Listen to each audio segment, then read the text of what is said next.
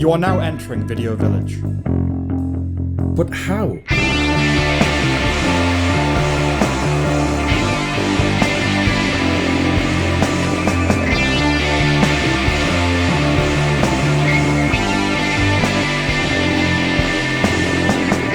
Coming up, We review A Complete Unknown, Paradise, Running Point, On Call, Dexter, Original Sin, Presence, Kinda Pregnant. and 0 Day.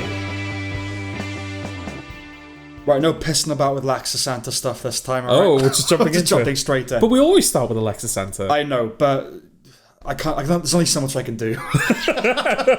My brain only has so much brain in it. I've you got know? 3 Laxa Santa ideas planned for future exhibits. Okay. But this one, we're going to have a little reprieve. Okay, alright. But I do, however, have to reel off my own reviews just for films that I've seen. Okay. Things that I've seen. So I'm going to start with A Complete Unknown. Okay. Is that wise? Like, because if nobody knows it, then... Well, look, it's... you know what it is. Do I? It's the Bob Dylan film. Oh, I know what it is. Yeah. It covers 1961 to 1965, where Dylan went electric at the Newport Folk Festival, and it deals with his relationships with his role models and 2 women in particular. James Mangold, the director, has previous in the biographical music drama realm with Walk the Line, which is obviously the Johnny Cash film. Johnny Cash also appears as a character here, played by Boyd Holbrook. Looking at Timothy Chalamet, I thought of Timothy Chalamet. Right. He's aloof, disaffected, which might well be Dylan. Chalamet inhabits the role, but it doesn't ask a great deal of him on that level. He does, however, also play the instruments and sing, which is more impressive. Oh, wow. So he's playing the singer and the instruments. He's playing the instruments. Yeah. Yeah. He's That's versatile. quite, yeah, quite a, you know... Chalamet is the banjo. Yeah. The voice is a good evocation without being parodic. There's a great deal of performing, and I'd say you do need to like the music to get a lot out of it. I like the music of Bob Dylan, some of it a lot, but I'm not a Dylophile. I could get on with the film, but I haven't seen a lot of footage of the real Dylan, which complicates my opinion of Chalamet's performance. Okay. All I could really go off was the film itself, in which he's fine, as an important artist and as an arsehole. One thing I will say is that if you don't understand why Dylan's great, this film won't open that door for you. Yeah, I feel like that's kind of like the test that Yeah. a lot of these films need to pass, don't they? That's one of the things I loved so much about the Sparks Brothers documentary. Right. I understood why they resonated with so many people. Yes, knowing basically nothing about him going in. Yeah, and it didn't unlock him on a personal level for me either. I don't feel like I know Bob Dylan now. Edward Norton is likeable as Pete Seeger, as is Monica Barbaro as Joan Baez, both of whom were also Oscar nominated. And that's okay, but I do think they were in-year choices as opposed to all-time. Okay. You know what I mean? Elle Fanning is just as good as Barbaro, but she's not playing an icon, so... There's something niggling about characters hearing classic songs being performed in their nascence and being blown away like they know. Oh, right. I guess it kind of has to go that way dramatically as a shorthand, and sometimes you do have that instant reaction, but more often I find things build. If you'd heard Blown in the Wind for the first time, you probably wouldn't have gone, oh my god, that's fucking amazing. You've gone, yeah, that's nice. I don't know. I mean, obviously, we're saying that as people that have lived in a world where Blowing in the Wind has been a Yes, thing but for also so long. I'm using my experience of having watched films that were like, that was good. And then over time going, no, that was actually... Sometimes you get a Parasite, Yeah. but it's rare. I'm willing to concede Dylan may be one of those rarities. Yeah. But do you know what I mean? It feels like whenever you see character, like, you hear the first chords and then they will emerge from the other room slowly. It's sitting upright. Yeah, in their looking chairs, at yeah. I just don't think it works like that. Okay. You know? The film looked better than I thought it would. I expected it to be flat and wiggy. It isn't. But while I like James Mangold, the director nod he did not deserve this year. Not over, for instance, Denis Villeneuve. It's a functional, straightforward biopic. Big at awards, big that year. I don't know that it will stand the test of time as a great movie. It doesn't do anything new. It's 2.5 hours, an hour 50-ish would have been sufficient. My interest did wane.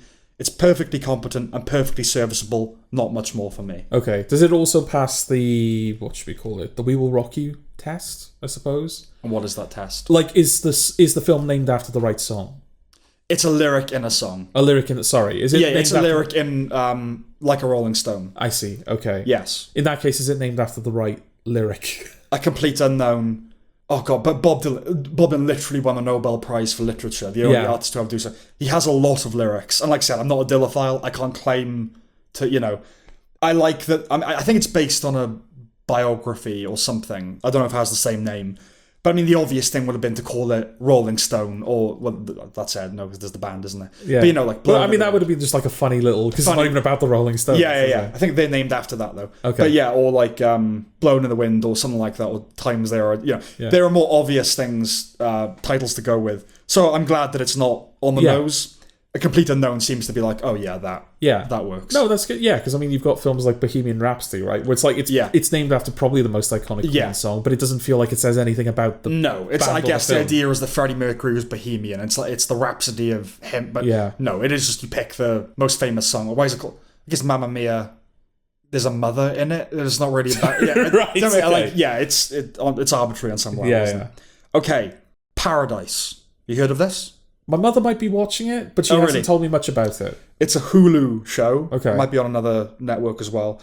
So the initial premise is that James Marsden is the president. Not like Jury Duty. I should specify. Oh, right. It's not. That's quite a step up, isn't it? He plays a character, but I can't. It's easier to think of the actor. So like, all right, I'm just playing myself now. Like we're As tricking the president. people as I'm the president. Yeah. No, he plays a character, but I'm just going to say James Marsden was the president, is now out of office, but obviously ex-presidents still have Secret Service protection. They maintain that throughout their life. That's interesting because we got another thing on the docket for today that is a similar thing, right? It's an ex-president with his own little... Yes, we do.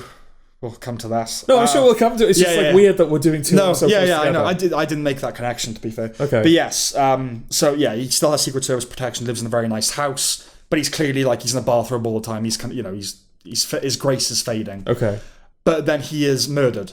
And Sterling K. Brown plays the head of the Secret Service detail who has to uncover why. Oh, right. That's the initial premise. Okay. And then it explores their friendship or maybe animosity, like it's unclear what's going on.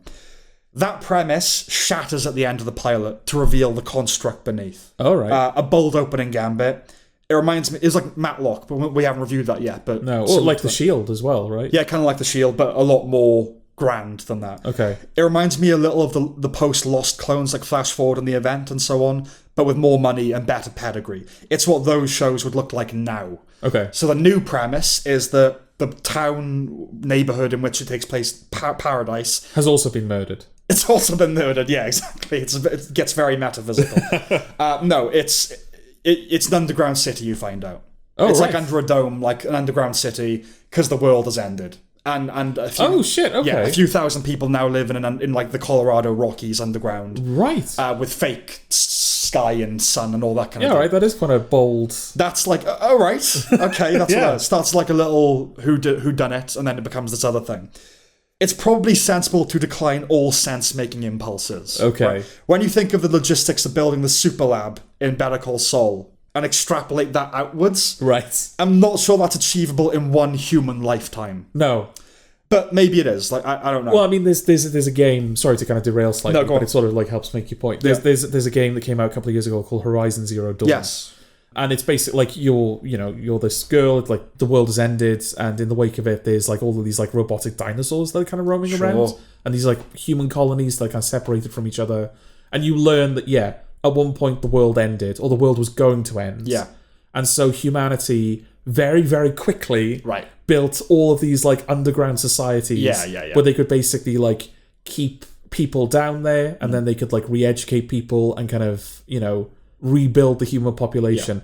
And I can't remember the exact timeline, but I think it's something like 15 days. Okay, well, that's... Or maybe it's like a couple of months. But it's still like, I think even if you had 15 months, it's still quite a target to hit. I think this is at least a couple of years. Okay. Or a year. So it's like, it's not 15 days, but still, for something like that, I mean, there are buildings in like Ponte that take 5 years. They're still fucking building shit. Yeah, they started like years ago. So that's silly. Yeah. But like I think there are places in maybe Colorado, certainly Switzerland, I think, underground. I don't think cities necessarily. Yeah. But like massive underground silos where they just have seed.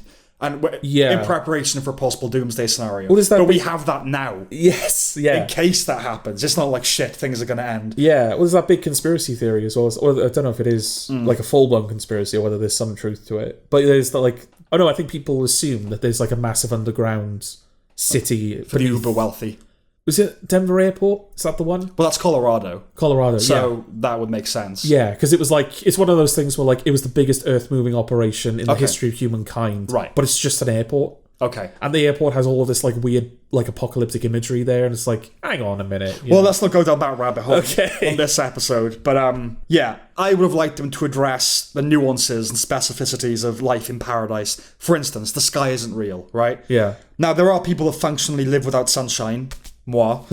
But the denizens of paradise literally do. Do they all take vitamin D supplements? You know what I mean? Like, I'd like to see them feature that stuff, if only passingly. It's a shorthand to building a rich universe. Or at least fool people into believing you're building a rich universe. Okay. You know, where you focus on the details. Yeah. There's a lost, flashback, character-centric component. The show is a strange mix of politics, high-concept sci-fi, and soapy personal drama, which doesn't always work, but is nonetheless intriguing. Yeah. I like Sterling K. Brown, and I continue to like him. Though as the season goes on, both he and the show are meant to get kind of badass, which doesn't really convince. Okay. If anything, I found it a bit cringeworthy. They just try too hard. It's the guy that wrote This Is Us. Have you heard of This Is Us? Maybe. That was a proper soapy family drama that also starred Sterling K. Brown. Okay. Badassery is not the dimension at which he excels. James Marsden has proper charisma and increasingly pathos as the president. I don't think I've ever seen him have to deliver a lot of dialogue in one scene, so fair play to him. Julianne Nicholson's always good. They're like the three leads. Okay. Its politics can be pretty wrong-headed. They set up Marsden as a plain-talking man of the people. In the pilot, he says the fact that Sterling K. Brown's black didn't hurt when he was being considered for the job. He says, I hired you because you're good. It just doesn't hurt that you're black. It's presented as being kind of refreshing, the honesty of that. I guess there's some ambiguity around it, but Brown seems to respect the honesty. Yeah. In the second episode, the First Lady says the president was happy to have him on his basketball team because... ... And Brown just outright says because he was racist. So that was disappointing. There's a kind of a complex thing going on there, you know? Yeah. The fact that race is even an issue in a show like this is weird. But yeah. There's also a flashback scene with Brown and his wife where the line, sometimes making a scene is the only thing you need to do, is established as a philosophy that later gained significance. Fine, sure. But the inspiration for that is, back in the old days, at his daughter's school, the kids were asked to explore an issue affecting the world today. His daughter, did a thing about food inequality, very kindly corrected to inequity by the mother, where she talked about food distribution and instead of sharing out cake equally, gave it all to one kid and made him throw up, to make the point. Okay. In the meeting with the principal and the other parents, the mother loses her rag and says it was thought-provoking. This is what you asked her to do, right? And Brown pulls her out saying that they'll discipline their daughter, don't worry, while secretly being on the mother's side. She then tells him, sometimes making a scene is the only thing you need to do. Okay. Now, if she was talking about the daughter, that might make sense. But she's talking about her behaviour. And this is off the back of him mentioning they had to work hard to get her into that private school and such. So I can't imagine what good making that scene did. Yeah. Anyway, if it wasn't a bit too wokey, it would be pure escapist fun. But you do keep being pulled back down to earth by some of the more annoying dialogue and ideas. The soundtrack is a curious beast, comprised of not good 80s rock. We built this city, every rose has its thorn. You gotta have We Built This City in like a dome underground city, don't you? Every rose has its thorn, here I go again. They then cop out by replacing the originals with those slow modern covers that would be considered classier, you know. They do it for Tiffany's, I think, We're Alone Now, and Eye of the Tiger later on. And perhaps, obviously, the pilot ends with Another Day in Paradise. So you thought We Built the City was the obvious one. It's just funny, isn't it? Because like when they do that for those like you know songs that are like cheesy, it's like, well, you see, Eye of the Tiger. That's sort of it's bullshit. like, well, that's not a good song anyway. It's not like, oh, the lyrics are really like resonant and have meaning, but the music kind of... There are examples of that where like when the lyrics are sung in a different way, they get recontextualized. You go, oh, that song actually had really good lyrics. I never noticed because it was so... Is Eye of the Tiger one of them, though?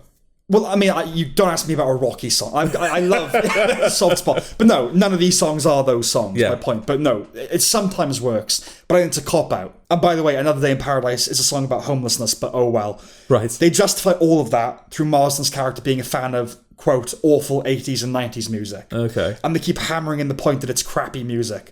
But they are playing those songs. I think the showrunner likes the music and is trying to justify it artistically as a shield. I see, okay. Some of the dialogue's clunky or not quite right. Episode 6, which was 2 from the end, felt like the finale, which is always interesting. The penultimate episode, which was the flashback showing what happened, was quite good, capturing the intensity and insanity of impending catastrophe. The ultimate killer reveal, who killed the president, was pretty good. Not a cheat and not obvious. I didn't guess it. The finale made me want to see more. It really is quite a ridiculous concoction. Yeah. But I'd be lying if I said I wasn't kind of grabbed by it. Do you think you were grabbed by it in a way where it could survive another season? We'll see. Okay. But I will certainly go back for another season. Okay. It's just that there's nothing like it because it's kind of bad and kind of right. alright. Okay. It's bizarre. Yeah. It's a heady mix, so make of that what you will. All right. Running Point. This is a Mindy Kaling show. Oh, dear. Amongst others. No, she's alright. Well, that's the thing. I used to think that, but then she did Velma, didn't she? Well, okay, I'll be fair. And she's kind of OD'd herself. Okay, well, I didn't see Velma, but I think I got the point. Yeah. No, yeah, fair enough. No, I will say, in fairness, I haven't seen Velma either. No, but I've seen enough of it to know. But the Mindy Project and Never Have I Ever are above average comedies. Okay. This is basically a LA-based basketball team. Shows how much I know about Base sports. basket. Base basket team. There is a thing called basketball.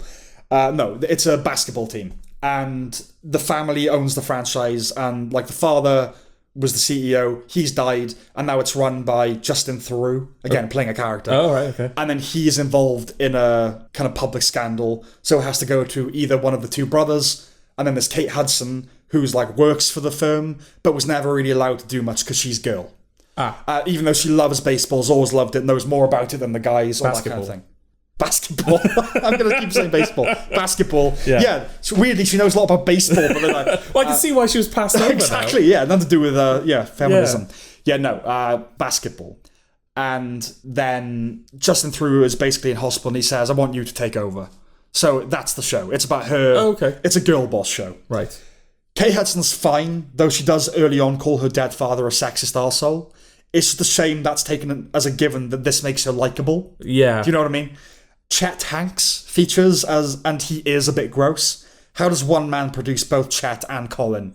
That I don't know. Nicole Sullivan pops up. Do you know her? I don't think so. King of Queens, the blonde one that becomes like Arthur's... Oh, the dog walker. The dog walker. Yeah, okay. That woman that's in a bunch of comedies. Haven't seen her in a while, so that was something. John Glazer also pops up, who's one of those Jason Mantzoukas, Nick Kroll types. Yeah. Justin Theroux is quite fun as the coke addict former president of the team. It's another show that does the fourth wall breaking narration. There's a character played by Brenda Song where the joke basically is she's a woman that swears. Okay. She's not only that, but that's her thing. Okay. I know women that swear, though. That's not like an uncommon... No, I know. But but that's the joke. Okay. They're swearing in it, but she's always... It's like Deborah, you know? It's like, yeah, I get it, she swears. Okay. It's sort of Schitt's Creek meets Succession with its dysfunctional family, but very much leaning toward the former. As far as the latter is concerned, it does take place in the corporate sphere, and partly deals with a woman's place in a man's world and sibling rivalry, and there are some analogues. Kate Hudson's Isla is Shiv, obviously. There's a character called Jackie, who's a young guy they find out is their illegitimate brother. He's basically Greg. Okay. But this show doesn't have a dark heart. It's not even as cynical as Arrested Development. It wants the family to come together despite their strangeness. I haven't seen a lot of Ted Lasso, but there are shades of that too. A boss having to deal with a difficult sports team. It's a bit better than middle of the road. It's not a bad comedy. It isn't an excellent one. It's fairly diverting with some amusing moments, far from hilarious, and will stay with absolutely no one. It doesn't set out to be an all-out, giggle-at-any-cost comedy. It's more of a comedy drama. It cares about the dramatic relationships between the characters. Many episodes don't end on funny beats at all. I found Silicon Valley funny, but I was mostly invested in the story of that show. At the time, it was the only comedy of its type for me. You know, the story was as important as the laughs. Yeah. This isn't in the same league at all, but I ended up watching it for the narrative over the laughs. Because there weren't any for me, really. Right. I doubt I'll go back, but it's perfectly fine. Okay. That's that. All right.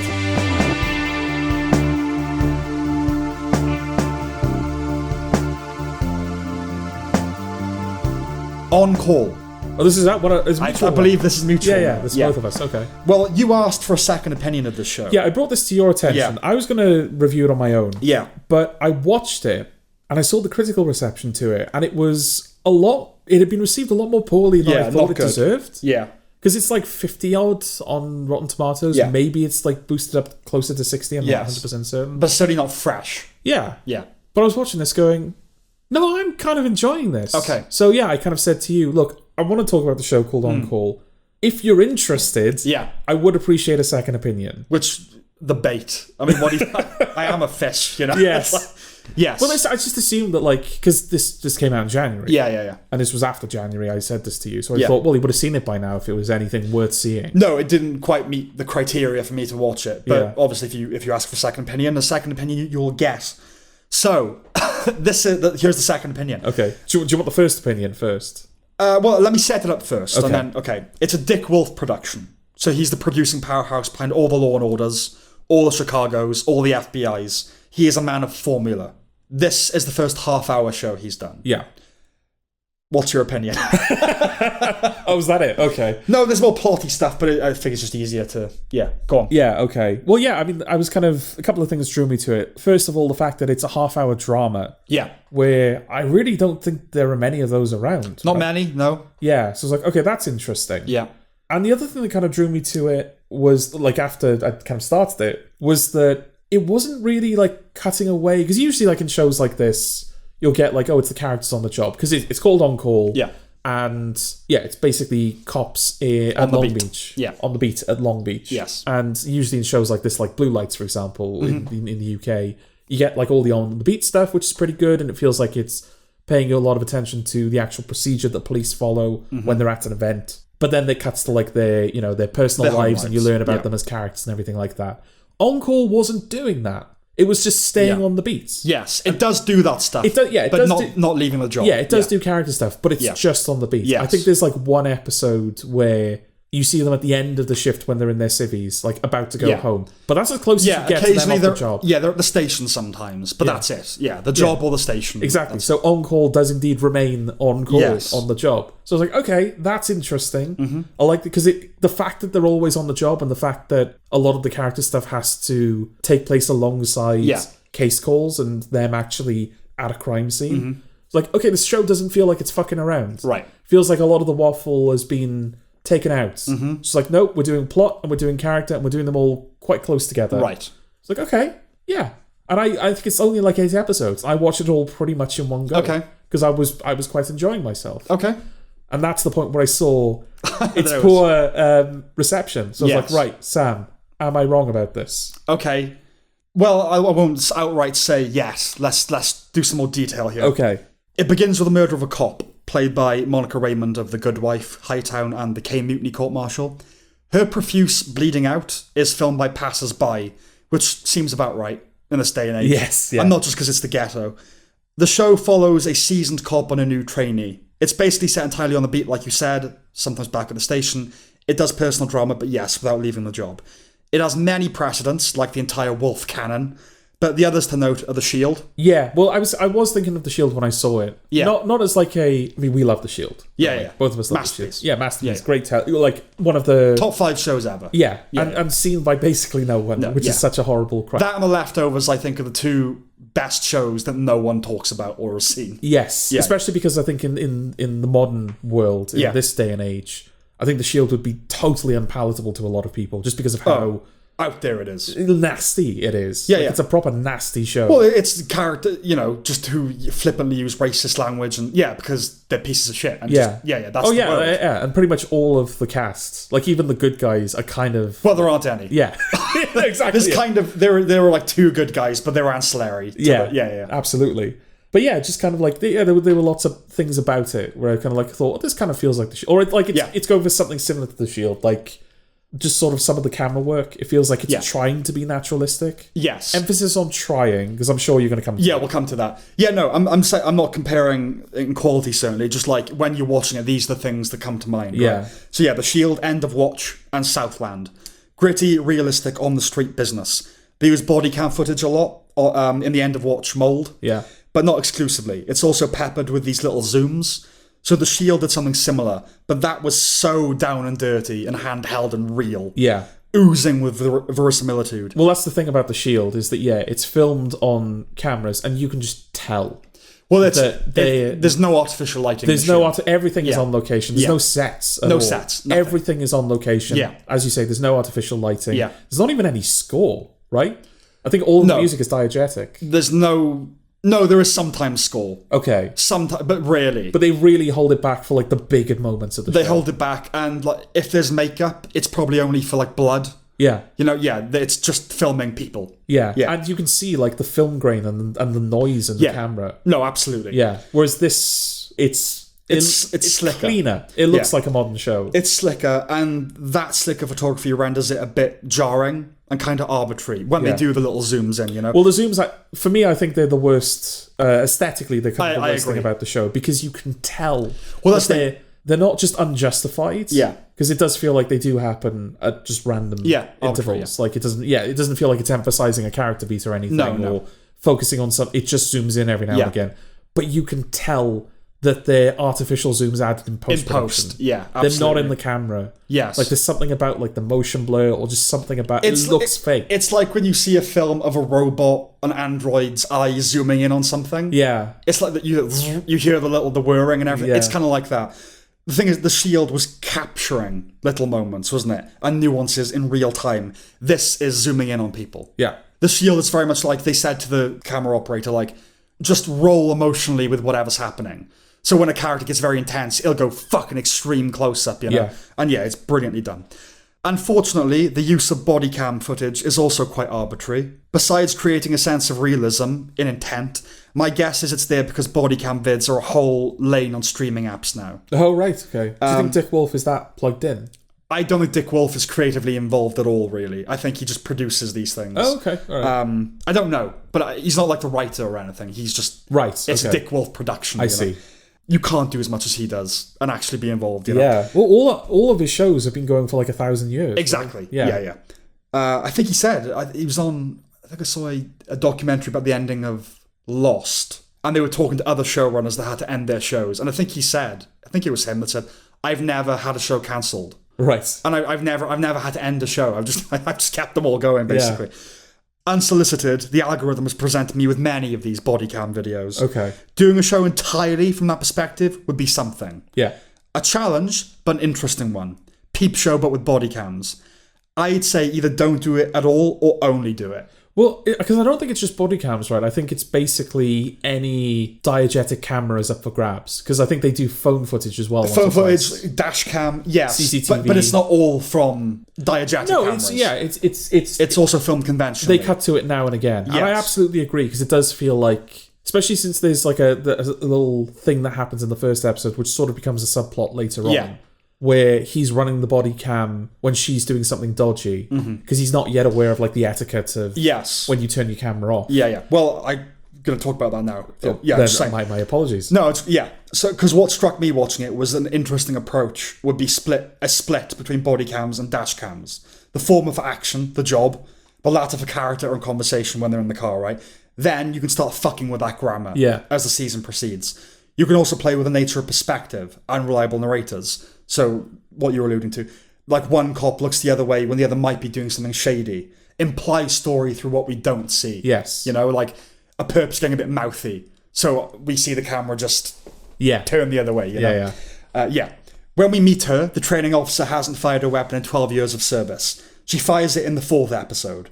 Inevitable, of course, you don't set something up like that without paying it off. But it would have been nice and different to feature a character that resolves to never fire their weapon that actually doesn't. A subversion of Chekhov's gun. Yeah. Or like they're put in a situation where the trainee has to fire his gun. Yes. And she kind of resents him for that. It's like, no, I'm able to do this job without it. Yeah, why are you so trigger happy? Yeah, absolutely. It's easy and digestible, and the abbreviated runtime trims out filler and fat, but it's not offering a whole lot. Okay. I found it hard to really care about much that was going on. Shorter episodes and a shorter season would suggest purpose. Yeah. And that this will be something more than a standard cop procedural. It's not really. There's like an overarching plot. I mean, most of them have something like that. Yeah. Right? But you said it's just plot and character, and I was thinking, but what's the plot? They're doing like the on-call episode to episode things, which is fine, but it wasn't building towards anything. And when you have like 8 episodes, especially from a guy that does 22 episodes, 40 minutes, and all of a sudden you have a half-hour 8 episode season, this has a vision then. Yeah. And I didn't really find that vision in the show. It's like other Dick Wolf shows, really, with cosmetic alterations. It never justifies the lean runtime or episode count. With an 8-episode season, you've got to tell a story. Personally, I could do without the season arc with the gang or the personal storylines, in which case I need more episodes. I've been fine with, there is no grand story. It's episode to episode, just seeing them do what they do. Yeah. But if you're going to do that, I need more than 8. Okay. You know, because you can do 22 of those things. Yeah. I think the reception has certainly been off. All things considered, I don't know that it deserves much better, but the criticism has mostly come from the wrong place. Okay. So all the issues I flagged haven't really been a part of the conversation. What this is another battle in the culture war. How? Okay. For On Call has been accused of propaganda. Oh, really? Yes. This is why it's had such when you said that, I was like, shitty reception. But it's a pretty diverse cast. Like, yeah. What's going on there? Propaganda. Propaganda. That the show is a recruitment commercial in disguise. But I mean, the show even, like, not deals with it, but, like, the trainee cop he's Hispanic, isn't he? Yes. And his family resent the fact that he's an officer now. Because I think his brother is in prison for something he didn't do or something like that. Yeah, so there's like an element of, you've kind of betrayed your people by like taking this job. Yes. So the Uncle Tom, like the show's kind of acknowledging stuff like that. It's not as if it's going, oh no, it's all fine. Being a cop is fine. I mean, there's some stuff in this where it's like, being a cop is not fine, you know? Yeah. Another criticism is that it's trying to say that cops are unfairly maligned. Which they are. Yeah. But I actually struggle to think of a time where it felt like the show was making that point. Yeah, I don't know if it is. I think it's purely that it doesn't delve into the systemic issues and profiling. Dick Wolf is conservative, that's one thing. I read one review that criticised it for having anti-woke undertones. Again, hard to think of any examples.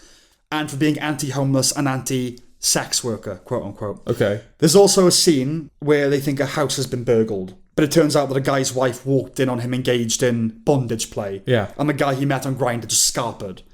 At the end of that, the young cop tells the not burglar to go home. This ain't it, you know? Yeah. Sort yourself out, basically. And the writer of this article said that felt more homophobic than puritanical. Oh, come on. Boy, is that projection. Yeah. It's not even puritanical, it's just get a grip. Yeah. Get a life. Like, what are you doing in the middle of the day, meeting this random bloke? And that's just common sense, kind of. It's not even as if it's not even a case of like, the police are telling him, you know, you've picked the wrong path, you should go. Like, it's clearly that specific officer's opinion that they're expressing. This ain't it is quite a, that's a colloquial. Yeah. That's not, sir, you should know that this is not above board and you're homosexual. No, it's just the guy go, oh, come on, man. Because there's also an episode where they pull over a guy that's got like heroin in his car. Yeah. And he's clearly like, he's a struggling drug addict and he makes him like call his father or his mother and say to them on the phone, I need help, like come and get me. Yes. I'll go into rehab now. Yes. Is that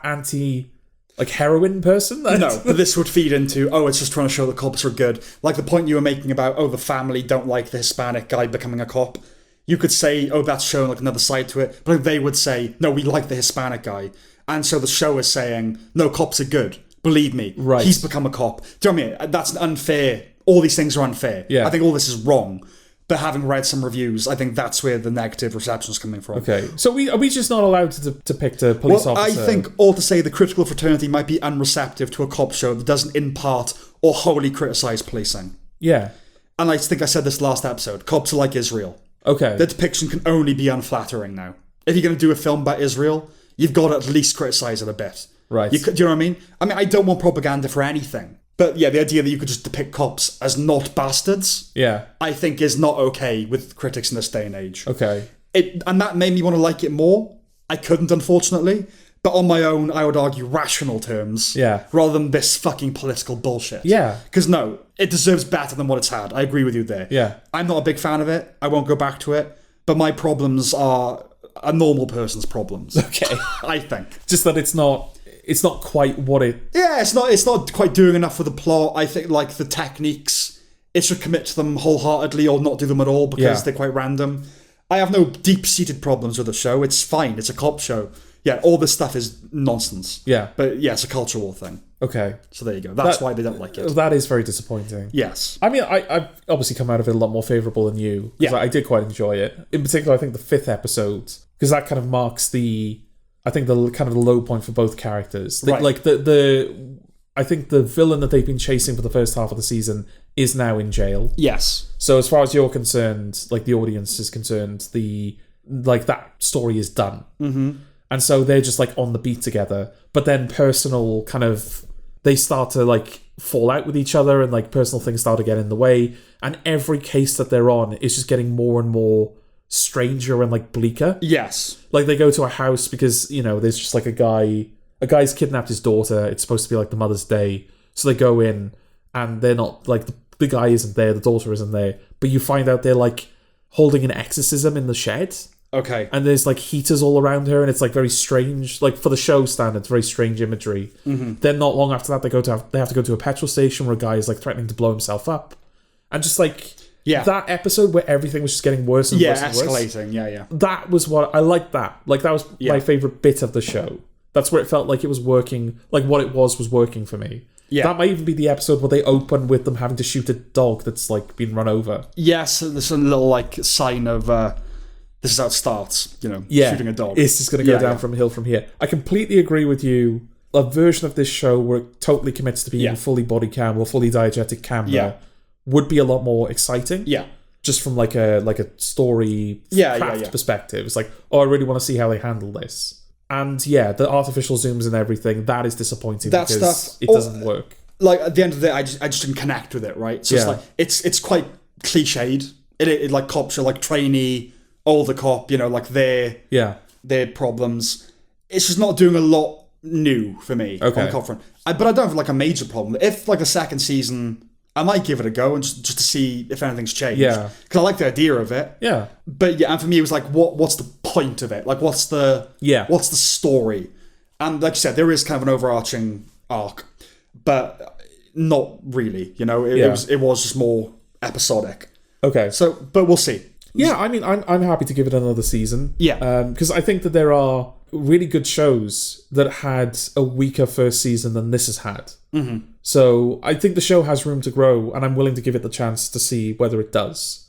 But yeah, if the second season is much like this one, then I might still enjoy it. But it's not going to be like I'm probably going to stop thinking of it as like an interesting find if the second season is much like this one. Right? Yeah. Okay. But for what I saw, I was fine with it. I enjoyed it. Okay. I would recommend it to people. Fair enough.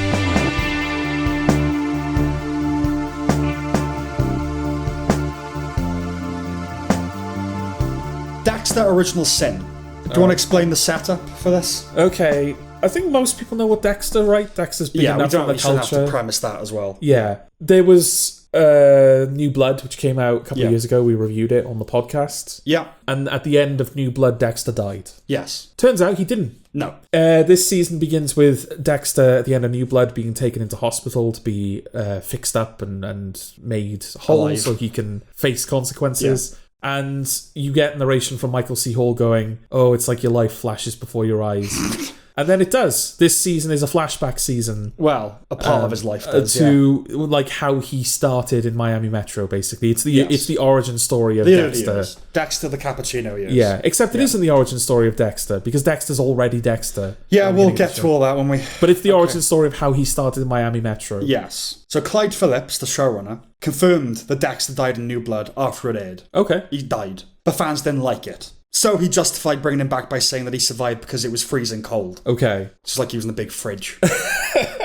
I, much like everyone, didn't like the ending to Series 8 of Dexter. No. I thought it was like a bad ending to a show. It's a bad ending. There are no other ways around it. It's not good. So when they kind of said they were bringing it back for New Blood, I was like, okay, I'm willing to see this show have another crack at an ending. Mm-hmm. Now it's starting to feel like this is his third do-over now, isn't it? But New Blood, okay, it's not as good as the best of Dexter. No. But I rewatched it recently with my grandfather, and it's better than I remember. Okay. And the ending's actually decent. It's like, okay, yeah, that makes sense. Like, you hear the letter, him narrating a letter he wrote to Harrison. Well, he wrote to, what's her name? Hannah McKay. About, let me die so my son can be alive. And obviously then has resonance because he literally died. It's like, yeah, that's the ending. Cool. No.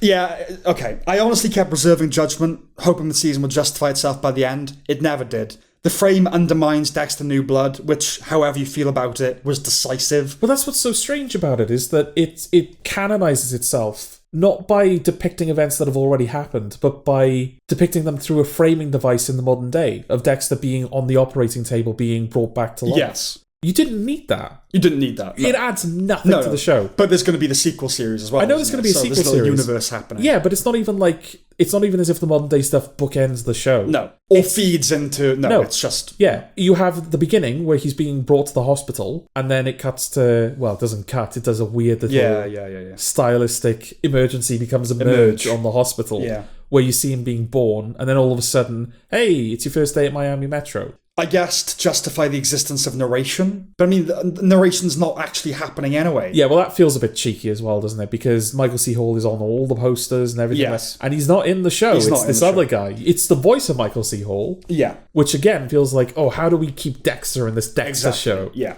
Well, that's the thing. So the frame undermines New Blood, but much of the rest of it undermines Dexter. Yeah.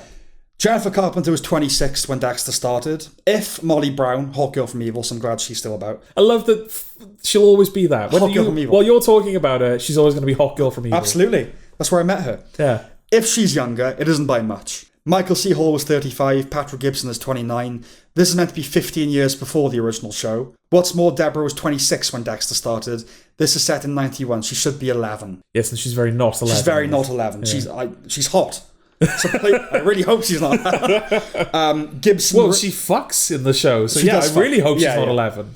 And it's treated as normal. It's not like she fucks and everyone goes, ah! Yeah. Gibson really pisses me off. He just keeps doing Dexter face all the time. I mean, yeah. If you're playing a younger version of Dexter, it's obviously going to be really important that you capture the essence of Michael C. Hall. Yes. But it feels like that's all he's focusing on. He's doing an impression. Yeah. Rather than, it should have been like, again, Charlotte May, I didn't love him in Complete Unknown, but it should evoke, it shouldn't kind of parody. Yeah. You know? Because, they've got other examples in the show. The guy that plays Batista, I don't know his name. But James Rodriguez. Yeah. But he fucking looks exactly like Batista. Yeah. He nails Batista. He nails it, yeah. And I don't even think he's got, I think it was my mum who pointed out, because we watched them together. She's the Dexter super fan of the two of us. But I do really like the show. Yeah. But I think she said, he doesn't have Batista's, stutter, or there's, some sort of speech impediment he's got, a subtle speech impediment. Yeah. That this guy doesn't have. Yeah. That's the only thing that kind of was disappointing. Maybe he has a stroke in the interim. Who knows? Yeah. But yeah, I mean, that guy absolutely nails. No, he's good. Yeah. And in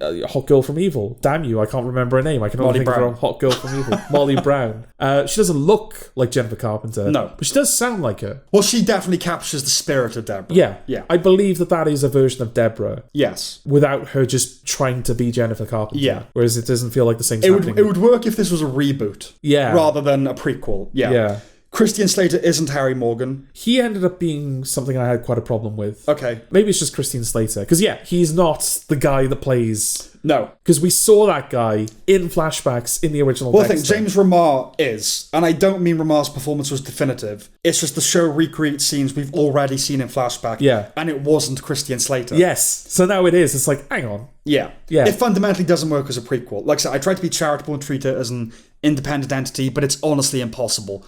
If it was just it's just another Dexter thing. Okay. Yeah. But they so tie it to what follows. You have to go but she'd be 11. Yeah. This is a prequel. This is not No, absolutely. alternate universe MCU shit. Yeah, but that's the thing with Christian Slater is that while everyone else feels like they are trying to recreate the actors that played those characters originally, he's not even trying. No, also he's. I imagine he's pretty relatively close to however James Remar was. Remar was in the pilot. He just doesn't look like him. There's nothing about... I mean, James Remar's pretty unique, I suppose, in that how do you cast a young James Remar? Yeah. But it's not Christian Slater. He's another beast. He's another type. No, he definitely is. But there's just something about, the way that he plays him. Especially towards the end of the show. I really tuned into just how breathy he was. Okay. Just kind of Dexter, why have you done that, Dexter? Okay. He didn't talk like that, but I just realised how much he was breathing and exhaling, and I was okay, I clearly don't like him because I'm tuning in on all these little annoying little things he's doing in his performance, and not going, okay, well that's Dexter's father. I'm invested in the drama. Sure, the thing that he's saying, Okay, yeah. So Harry already knows about Dexter's inclinations at the beginning of the series. Mm-hmm. Now, there would be something in a show exploring a serial killer psychology activating in a teenager or preteen. Like puberty, but with psychopathy. Yeah, it's like the dark inverse of the Spider-Man story, right? Because Spider-Man, the whole thing is that like, oh, he's kind of hitting puberty. Yeah, his powers are it's manifesting. the origin story of a villain. Yeah, well, this is the opposite of that. It's like he's like while he's hitting puberty, while his emotions are in flux. He's getting the urge to kill people, and it's not going away. It's going to happen. And the parents have to grapple with that. But they've skipped all the interesting bits. Yeah. Besides which, much of this was already told in flashback in Dexter itself. That doesn't stop them stuffing this with flashbacks too. I was adding notes week to week, right? Episode to episode. Sometimes when the seasons end and I look back at them in full, I'll see I've made a similar observation twice. Because I don't read back, I just add as the weeks go on. Pretty much every week for this, I was writing some version of how can anyone care what happens in this show. Okay. It's amazing how exactly what it is. It adds absolutely nothing other than more Dexter, which I guess is what people want. Well, that's kind of the thing for me, where it was like, oh, they just wanted to do another series of Dexter, but they couldn't because they killed him. And like even if you bring him back, the status quo is such that you can't just do another season of Dexter because Batista is literally on his way to arrest him. Yeah. So you have to deal with the whole, Dexter's finally in custody, what does that look like? Yeah. But they just wanted to do another season of Dexter. But that's the thing, if all we want is more Dexter, don't we want Michael C. Hall? Yeah. Right. Do we need also origin stories for all the various details? This is when he realised he should use a tranquilizer. This is when he realised bringing in donuts was endearing. Yeah, I mean, that's the problem, isn't it? That's like, when you start revisiting, like doing a prequel, that's the stuff you think about. Incidental details are lent a gravitas. Because that's a problem. Because that's the stuff you think about. You start going, like, okay, well, we're going to depict Dexter at this point in his life. I think there was a Sam's Lexus Center, but I'm ashamed I can't bring it to mind. In that, like, when you do things that weren't important. Yeah. Later get, or maybe it was like with sequel series. So like characters that shared like a few scenes in the original show, because it's now an iconic show. They're still around in the sequel that's set 20 years later. Okay. I think it's kind of a mixture of penetriality, which is like the audience's relationship with the show. Okay. Informs the world of the show, Like, oh, they really liked that joke. So now we'll make a big deal about that. And finality bias, but that's the end of a show where things take on a greater significance just because we're approaching the end game. There's a little gap on the shelf in the lexicon. Yes, there is. That needs to be filled. It will be noted. Okay. Go on, but you were saying... Yeah, when you're, the creator, when you're thinking about, like, all right, we've got to do a prequel, we've got to think about that period of their life, what comes to mind? Oh, like, okay. He's going to have to learn to camouflage. He's going to have to learn to camouflage, so let's show him doing that. And we could do that. Oh, we could do that with the donuts, and we could do it with the thing, and we did it with that. But then I guess it's also your job as the writer to bring more to it than that. Of course, yeah. It's not just hitting the... But the thing is, when Dexter started, if you go back to the pilot of Dexter... You kind of get the idea that he's been working there for a few years. Yeah. Not 15. No. And, like, everyone kind of knows him, but he's not really. And he's the guy that he's learned that he should smile and bring it down. Like, I don't really need to see... I can put two and two together. I don't need to see him realise that. That's not a thing. Yeah. That's not a dramatic thing. And it certainly doesn't need to take up the real estate that it does within the show, because he brings in salad one day, I think, and everyone's like, oh, what are you doing, Dexter? It's just like, oh, I need to rethink this. I hate it. I hate stuff like that. No, just do, like, maybe have that be one episode where, like, he realizes, oh, I'll bring in donuts, or I'll do this, I'll do that. Like, the point of the episode is, all right, Dexter, if we're going to do this, you need to learn to camouflage. Or you could show it being done for the first time, but not make it an arc. Yeah. Because the thing is, if you're like, oh, I should endear myself, bringing donuts wouldn't be a learning curve. No, yeah. That would just be like, I would just do it one day. Yeah. And then that's the thing that he does. It's not like, I have to arrive at donuts. How do we show him arriving at... Yeah. No, that's just the thing that he does. Exactly. No one wouldn't think donuts. Okay. Even a psychopath, as Dexter claims to be. Yeah. Because I think the more this show does with him, the more it's like, he's not. He's not. But the amount of times, to be fair, in the original Dexter, where he feels for the first time. Yeah. It's amazing. I think most prequels fail, right? Okay. Better Call Saul is the absolute standout and exception because those program makers are unparalleled, world-class, Yeah. But the perennial problem of the prequel is inevitability. One episode of this ends with the police discovering the severed arm of a guy he's killed. Ooh, I wonder, will they catch him now? It's not bringing it enough to the table to offset that lack of tension, right? But do you think it's trying? Do you think when I know that it's kind of at the end of the episode, so it's a bit like... It feels cliffhangery. Like it's a cliffhangery. But do you think the showmakers are aware that, well, people are going to know that Dexter's not going to be caught because it's not for another 20 years that he gets caught. So it's more a case of... Yeah, what is it then? It's just like, okay, we're learning Dexter's process. He finds a kill spot, it gets discovered, he's got to find another kill spot. Yeah, I guess that's what the USP would be, but it's not that interesting, is it? That's the problem. But no, because you like Dexter, Sam. So you would find it interesting because you like Dexter. Therefore, I'm agreeing with you that might well be the philosophy of okay, if there's not going to be any dynamic tension, then it can just be interesting to see how he became Dexter. Yeah, but it's not interesting. Okay, is my point. It doesn't have a great sense of the period, besides occasionally showing us VHSs and playing Alice in Chains and EMF. I'm not saying it had to wallow in the period, but it needed to distinguish itself. Well, that's the thing, because it's back in Miami again. Yeah, 91. Yeah, and I don't know, because I'm not massively familiar with Miami, other than what I see on TV. Mm-hmm. But Miami feels like one of those places where it's not really affected by period. No, in terms of the look of it, fine. It's more the clothes, like the aesthetic of it in that sense, right? Yeah. It's just coming out of the 80s. It's Miami as well, Coke. Very big in the, the opening credits replicate the style of the original. It's okay, but there was a way of doing it more cleverly, based around suspicion and concealment. So again, if you're doing like a teenage Dexter, it's like he's hiding his magazines, but in this he's hiding graphic pictures of... do you know what I mean? I think there was a cleverer way of doing that. Okay. Where in the original, it's just its morning routine, but filmed in a way that's kind of grotesque and gross, bodily. Yeah. And I think a good way of doing... Because it's the three of them in this one. It's him, Deborah, and his father. They could have done it where it's him being a teenage boy. Yeah. Yeah, but it's murdery stuff. Yeah. You know what I mean? No, that's fine. I think I was just happy to see a proper title sequence again after we were kind of deprived of that in Blood. All right, okay. But no, I agree with you. It doesn't feel... It's not going to surpass the original by any stretch. No, which I think we both voted as the greatest. Pretty much, yeah. Having Jim Parsons narrate Young Sheldon or Chris Rock, Everybody Hates Chris, makes some sense. It's like To Kill a Mockingbird, right? The adult having a perspective on what they thought as a child.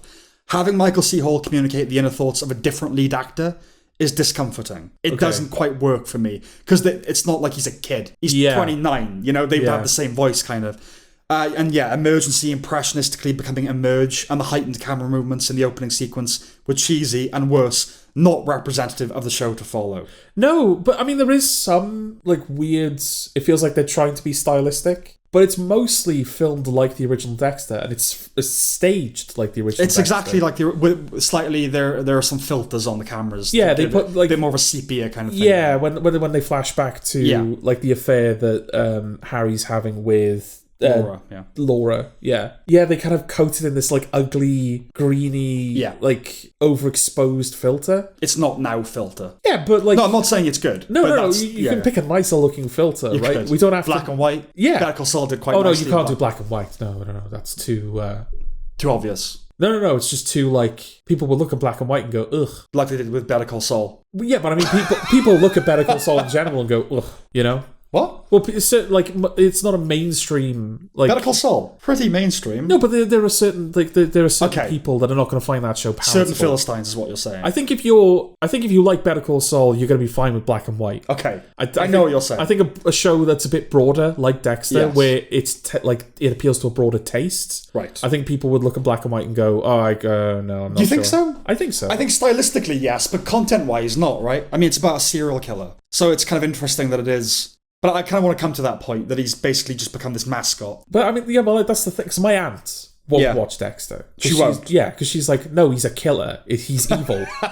Okay. It's wrong. And my mum's like, no. You can watch things about people that are wrong, can't you? Yeah, but no, I think it's just the fact that but he's the hero. There's a degree of celebration to it, yeah. Yeah, but no, I think, broadly speaking, it appeals to a broader... Because it's funny, and it's, quirky, isn't it? Yeah. That's stylistically, yes. But, story-wise, no. Do you know what I mean? Better Call Saul's story is probably as palatable as... it's a little bit drier. Yeah. Literally. But, I think it's because Dexter's done it in a certain zany way, you know, that makes people like it. But that's part of the contrast they want to draw, isn't it? They're he's a serial killer, but we're presenting it in a fairly, light-hearted, in a way. Yeah, and I mean, Dexter came from a different era of television as well, didn't it? Where it felt like you could kind of depict kind of more gory, violent stuff, but still kind of frame it as something that was kind of fun and enjoyable. Like a show, Dark humour, yeah. Yeah, I'm not saying you couldn't make Dexter today, but I think if you were going to make it today, there'd be a lot more consideration about like, oh yeah, well we can't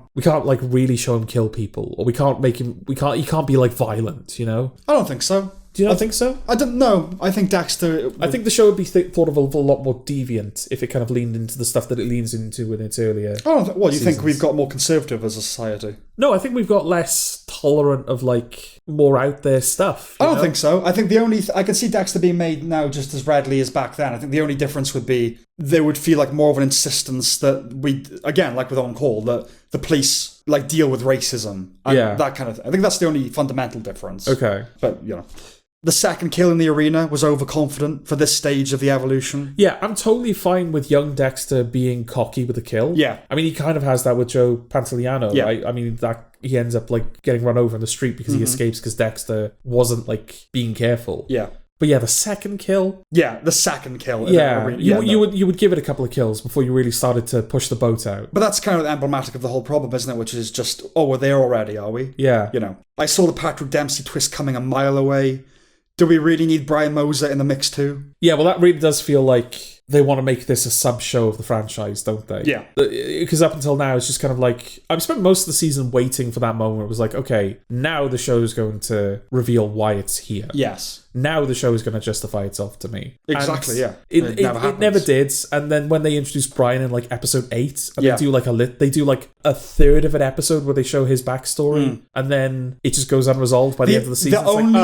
You're going to make this a whole But the only thing they could do that would be vaguely not interesting, I take that back completely instantly, is obviously he meets Brian in the first season of Dexter. Yeah. So we know they're not going to meet. Unless they meet and Dexter gets amnesia, which I wouldn't put it past the show to do something like that. Okay. But how nothing could come of this. So again, where's the tension? Remind me, does Dexter meet him and then learn who he is in quick succession, or does he meet him and not know who he is for a while? He meets him and not knows who he is. I think he learns that he has a brother, because he doesn't even know that. Yeah. He learns he has a brother at some point, and then, meanwhile, this guy's dating his sister. Oh, right, yeah. Okay, yeah, and then he later finds out that that's who it is. Yeah, yeah. Because I was going to say, there's a bit of leniency there if he didn't actually meet the ice truck killer until he knew he was his brother. Yeah. But that's not the case. No, he finds out that he has a brother in Dexter. But then again, like, the show seems to throw its arms up at certain things anyway. Like, of course. The fact that Deborah is not the right age. Yeah, I know. It doesn't make any sense. And the fact that I think the flashbacks where it covers a lot of the stuff from the first season, there's inconsistencies there as well, right? Loads of inconsistencies. I mean, this is basically the first season of Dexter. Yeah. Not in what it's doing necessarily plot-wise and everything, but just... You could replace it in a way. Yeah. You know, because we got Brian and we got all the mother stuff. And you shouldn't, because the first season of Dexter is much, much better. It's much better. Well, in this, we see their mother's decapitated head and chainsawed body.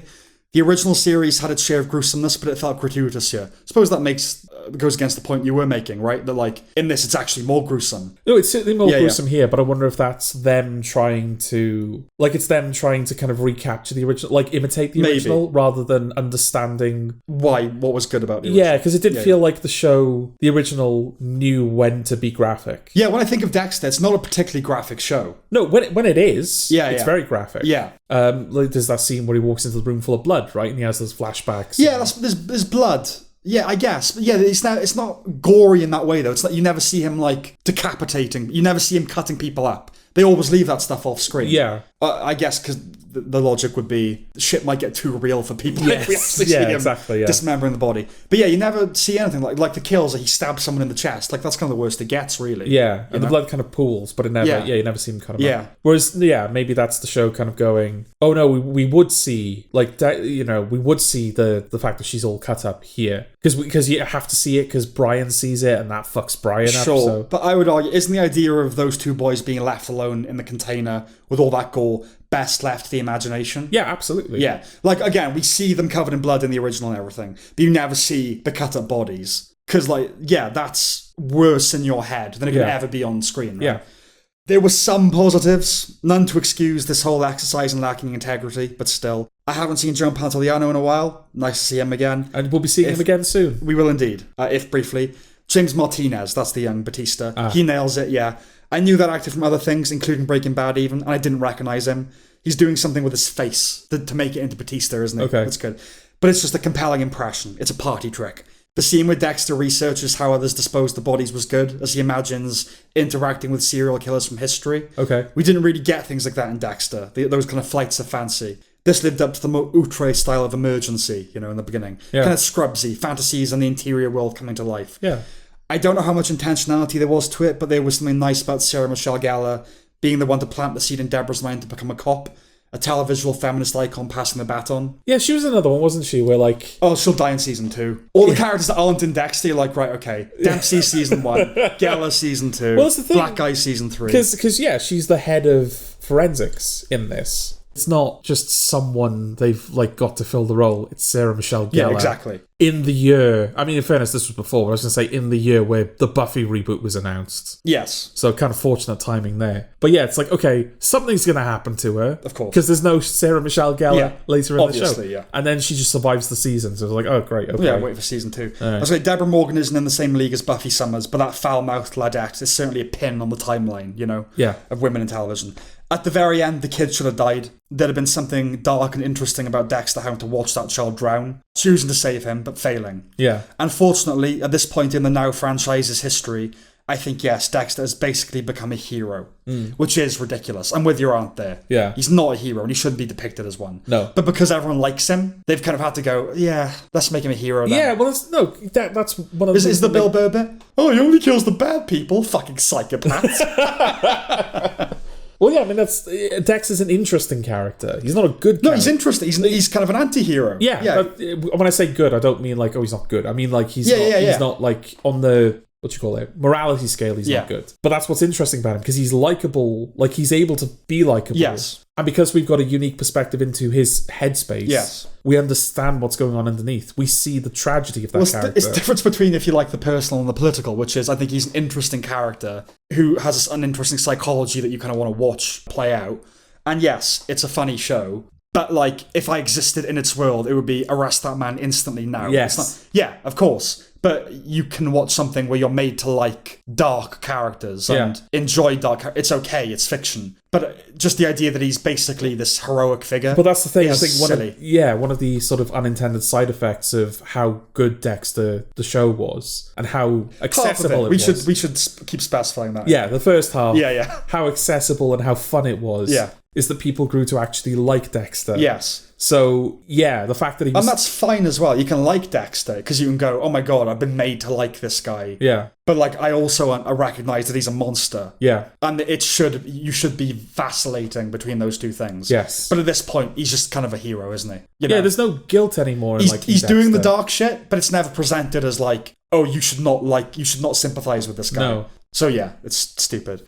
A writer for Variety referred to the show as another example of, quote, profit-chasing retrospection, which we often complain about as having infested culture, and it's hard to disagree with that assessment for Dexter Original Sin. That's exactly what it is. Yeah. It's difficult for me because I alluded to it at the beginning of the review. I watched this show with my mother, who's a big Dexter fan, and she really liked it. Okay. And watching a show with someone who's enjoying that show does impact your experience. Does it? It does. Don't you have your own brain? I do. But I think it's hard to kind of, when you've got like little niggles of negativity kind of like gnawing away at you, it's hard to kind of hold on to that when you've got someone who's clearly really enjoying themselves in the room with you. Maybe you're more an empathic person. I mean, I understand in the sense, like, I watched Prison Break with my grandfather, who loved it. Yeah. And I liked that he liked it. It didn't stop me from recognising how bad it gets. Okay. Do you know what I mean? Yeah. It's like, oh god, this is all... I'm struggling through this.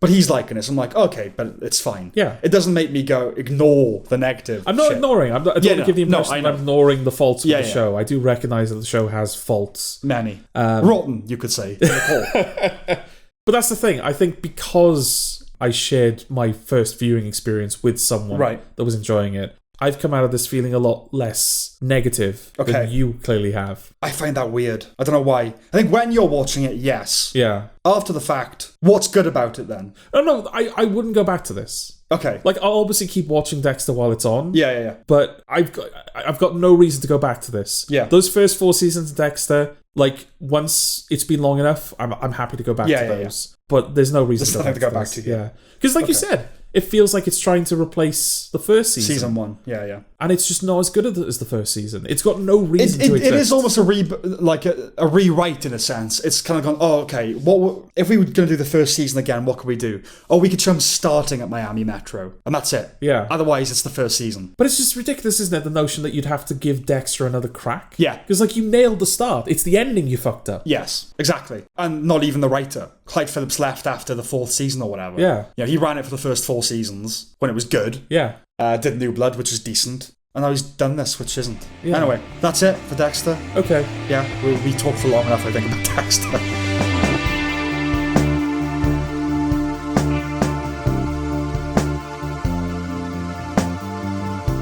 Presents. Do you want to explain what it's about? Ooh, jammy git. Okay. Jammy? All right, how much do I say before I start spoiling people? Okay, maybe I will tackle it then. Okay, I think the things to say to begin with are, a family moves into a house. That's it. That's all you can say. There is a spirit in the house. Yes. And the film is from the perspective of this hovering phantom that kind of makes itself more and more known to the family as the film goes on. Now, the family, it's mother, father, 2 children, boy and a girl. The girl is kind of recovering from a period of trauma where her best friend died. Yes. Overdosed. Yes. And then we later find out another girl that she knew has overdosed as well. Okay. So that's kind of how we come into it. Yeah. This is a Steven Soderbergh film. Now, there's no such thing as a Steven Soderbergh film. Oh, is there not? No. Let me reel off some of the films he's made. Sex, Lies and Videotape, Out of Sight, The Limey, Erin Brockovich, Traffic, The Ocean's Trilogy, Bubble, Shay, The Girlfriend Experience, The Informant, Contagion, Magic Mike, Behind the Candelabra, Unsane, and Kimmy. That's some of them. All right, maybe there isn't such thing as a Steven Soderbergh film. He's incredibly prolific and versatile. Yeah. He retired from directing in 2012. He came out of retirement in 2016. During which lull, he directed all 20 episodes of The Nick. Okay, all right. Okay. While his projects are distinct, if he's known for anything, it's experimenting with unique styles and techniques. The film is written by David Koepp, also an industry veteran. He's a studio guy, also multi-purpose. His many scripts include Jurassic Park, Mission Impossible, Panic Room, Spider-Man, and War of the Worlds. But the list is extensive. Yeah. Latterly, he wrote Inferno and co-wrote The Mummy. And wrote and directed Mordecai. Right. They both have a long career with ups and downs, let's put it that way. Soderbergh also serves as the DP and the editor, as is his tendency.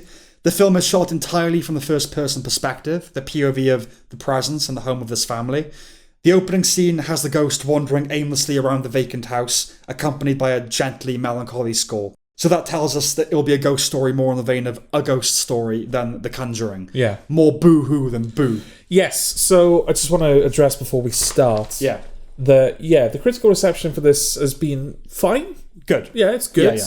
But there are some people that are really not happy with what they got. Letterboxd, not critics. No, I think Okay. I think there are audience reviews on like Rotten Tomatoes and stuff as well. Yeah, audience reviews. Yeah. You can't care about the audience. But you have to acknowledge it. Because not really. No, because really. that's what people think. People Sam. are dumb. Yeah, but that's what people think. Yeah, but you thought the Better Call Saul that this is the horror, if you like, equivalent of that. No, well, what I was going to say is, do not go into this expecting a horror film. No, this is closer to Mike Flanagan, like Midnight Mass, than this is to The Conjuring. It's close to a ghost story. Like I said, this is sad horror. It's like horrific horror, but like emotionally horrific, not gory or like scary horrific. Yeah. So obviously, like a ghost story, it has the temporal displacement and that sense of looking upon. It's a very effective introduction, that opening scene. It made me reflect on how lonely and trapped existence must be as a spirit. What's really nice, and I don't know how much of this is intentional from the film. Yeah. Because it's all about the subtleties of the cinematography and in the way that, like, that's your only conveyance of character with the spirit. It's like how the camera moves, what it decides to look at, how it physically moves in the space. But you do impose a personality on it. You do. Because that's the thing. This is where we're starting to dip into spoilers slightly. Yeah. Okay. For most of the film, you don't know... You have no context for the spirit. Don't say what it is yet. I'm not going to. But yeah, that's all I'll say, is you don't have context for the spirit. Yeah. So you don't know where it came from, you don't know how long it's been there, you don't know what it wants. Yes. And so it's sort of up to you for most of the film to assign it a personality. Absolutely. And we both did. didn't we? We did. Yeah. Like, you kind of make jokes about it. Kind of like, oh, it's trying to help out and all that sort of thing. Yeah. But you do. Like, you turn a camera into a character. Nature abhors a vacuum. Yeah. Also turns out supernature abhors a vacuum. In these films, we naturally tend to be placed in the shoes of the family moving in, right? But then encounter this thing. Yeah. The idea that something awaits was both creepy and sad. I suppose haunting would be the word. Yeah. So yes, you were talking about, like, it's not a horror film. It's haunting. Yeah. It's not scary. It's haunting. The approach in general is compelling. It's not the first film to be told from a character's point of view. Obviously, Nickel Boys we did recently. And it doesn't insist otherwise. After settling into the idea, I often forgot about it. But it has a lasting effect on you, as you imagine yourself being constantly followed and surveilled in your own house. You do. The floaty nature of the visuals reminded me of Enter the Void, though that was a very ostentatious film. There's no moving through walls and ceilings here. It even stops at closed doors. Yeah. This is much quieter. What in lesser hands could have been a gimmick is here a method. You said it reminded you of In a Violent Nature as well. Yeah. This it's purely in the sense that it's told from the monster, quote unquote, perspective. For me, it was a film called Elephant, but both share that kind of similar directorial take of trailing behind something. Yeah. Or in this case, trailing as something. Yeah. The sound design is great, always reflecting the placement of the presence in the house. And while I found the existence of a score initially odd for such a muted film, I grew to really like and appreciate it. The editing too. Scenes small and large, before cutting to black and cutting back in. No fades. No. It made me think of how something out of time might perceive it. Snapshots in eternity. Many ghost stories flirt with ambiguities. Is the ghost merely a manifestation of trauma, of memory, of hope? Is it mental illness? One thing I liked about Presence was the utter clarity of its presentation. This is a spirit. Make no bones about it. Oh, absolutely, yeah. Yeah. And you accept that long before it starts making itself known to the characters or its literal spectre is raised. What's more, like you said, you impose characterization on it as it roams about the house, trying to help in ways large and small. It brought to mind the little robot in season 3 of Fargo. I can help. Yeah. Thing. We can sometimes infantilize ghosts, which is curious, given they're supernatural and beyond us in every way. Yeah. But I think it's that E.T. thing of being far more advanced, but also a cuddly mascot. Right. But it makes sense when the medium tells us that the presence is confused about why it's there, what its purpose is. It is a child in spirit. Yes. The cast is good. We feel about them the way we're meant to, I think. Which is to say that Lucy Liu's Rebecca and Eddie Maddei's Tyler are horrible. Yeah. Cleena Liang's Chloe and Chris Sullivan's Chris are not. I loved the dad in this. I really liked him in this. Yeah. He just felt real to me as a father, a frustrated father doing his best. Yeah, no, like so down to earth. Yeah. And you really do get the sense that he is like trying his best. And when he tells her that he believes her, your heart does melt a little. Yeah. You know? The crime element, which the film alludes, was an interesting wrinkle. Which one? That you find out, like, you infer that Lucy Liu is involved in some corporate finagling. Oh yeah, that's interesting because we were kind of speculating as to where that was going. Yeah, and it sort of doesn't. No, it's just sort of a background thing. Yeah, a reason that he kind of wants to leave, and the because that's sort of what's nice about it is it's sort of, I think it's the film's way of kind of showing you that no, you're purely in the perspective of whatever this thing is. There are going to be like times where you're not going to have details about what's happening. This is one of those times. I talked about it with Hard Truths, which is you're never given a lot of context for the character's backstory, but you have enough crumbs to put together a biscuit. And it's like, because in real life, people don't exposit about the origin of their pain. We might just cultivate an impression of a human being from the little bits we get, right? Yeah. So which is what a spirit would do as well. I guess maybe as well you could argue that there's an element of, this crime thing, is that connected to the spirit? Is that going to be responsible for one of their deaths? Do you know what I mean? Something like that. Yeah. But yeah, nothing ever really comes of it. Given that the non-linearity of time was not just evoked but discussed, my operating theory was that Chloe was the ghost. Okay. That was cemented in the moment where the medium looks at Chloe, but the camera is in between them, so she's looking through us. Yeah. A subtle red herring, methinks. So okay, let's explain what it is. Go on then. Chloe's brother Tyler makes a friend at school named Ryan. Ryan and Chloe secretly develop a tryst. I will say, Ryan instantly creeped me out. Okay. With his insistence that Chloe be the one to decide everything, how fast they go, just after breaking down about his lack of control in life. Yeah. Manipu-fucking-lation. And I understand why a teenager wouldn't see that, but as a 30-year-old man, I wanted to throttle the transparent little cunt. And you're not talking about the ghost. I'm not. He's the villain of the year so far, and he'll be a hard one to beat. Okay. Anyhow, we find out that Chloe's friends, in fact, didn't die from overdosing. Ryan killed them. After drugging both Tyler and Chloe, he begins suffocating Chloe with cellophane, as he delivers a Bond baddie-esque monologue about his addiction to power. And this is the biggest problem with the film for me. It's not enough to derail it, but I think there was a less contrived, more interesting, unbelievably, horrifically banal way to go. That was kind of the moment where I think the film realised it had sort of, like, one of its biggest strengths was becoming a weakness. Right. If he just tries to kill Chloe, then the Spectre, and then by extension the audience, are not going to know anything about... They're not going to understand why. And they need to understand why. And I don't just mean the monologue, which itself was like, oh, this isn't real now. It's more... Let me explain. We're under the impression that Ryan's ultimate plan is to date rape her, aren't we? Because he spikes her drink earlier in the film, but the ghost manages to knock the glass off the table. So then he tries again later, which is the climax of the film. By this point in the film, they're already consensually fucking. So maybe they felt they needed to escalate it to murder. Like, he's already sleeping with her. What they should have done, in my opinion, he should have been working his good guy tricks act on her, trying to coax her into bed, but she isn't ready. Eventually, she's like, oh, my parents are away this weekend, then we'll do it. But just before that, the father sits her down and is like, I believe you. So I think knowing she has her father's trust makes her rethink. It's like, yeah, maybe we shouldn't fuck. At which point, he drugs her, right? Okay. A more run-of-the-mill psycho, as opposed to the inexplicable serial killer that binds all the film's traumas together.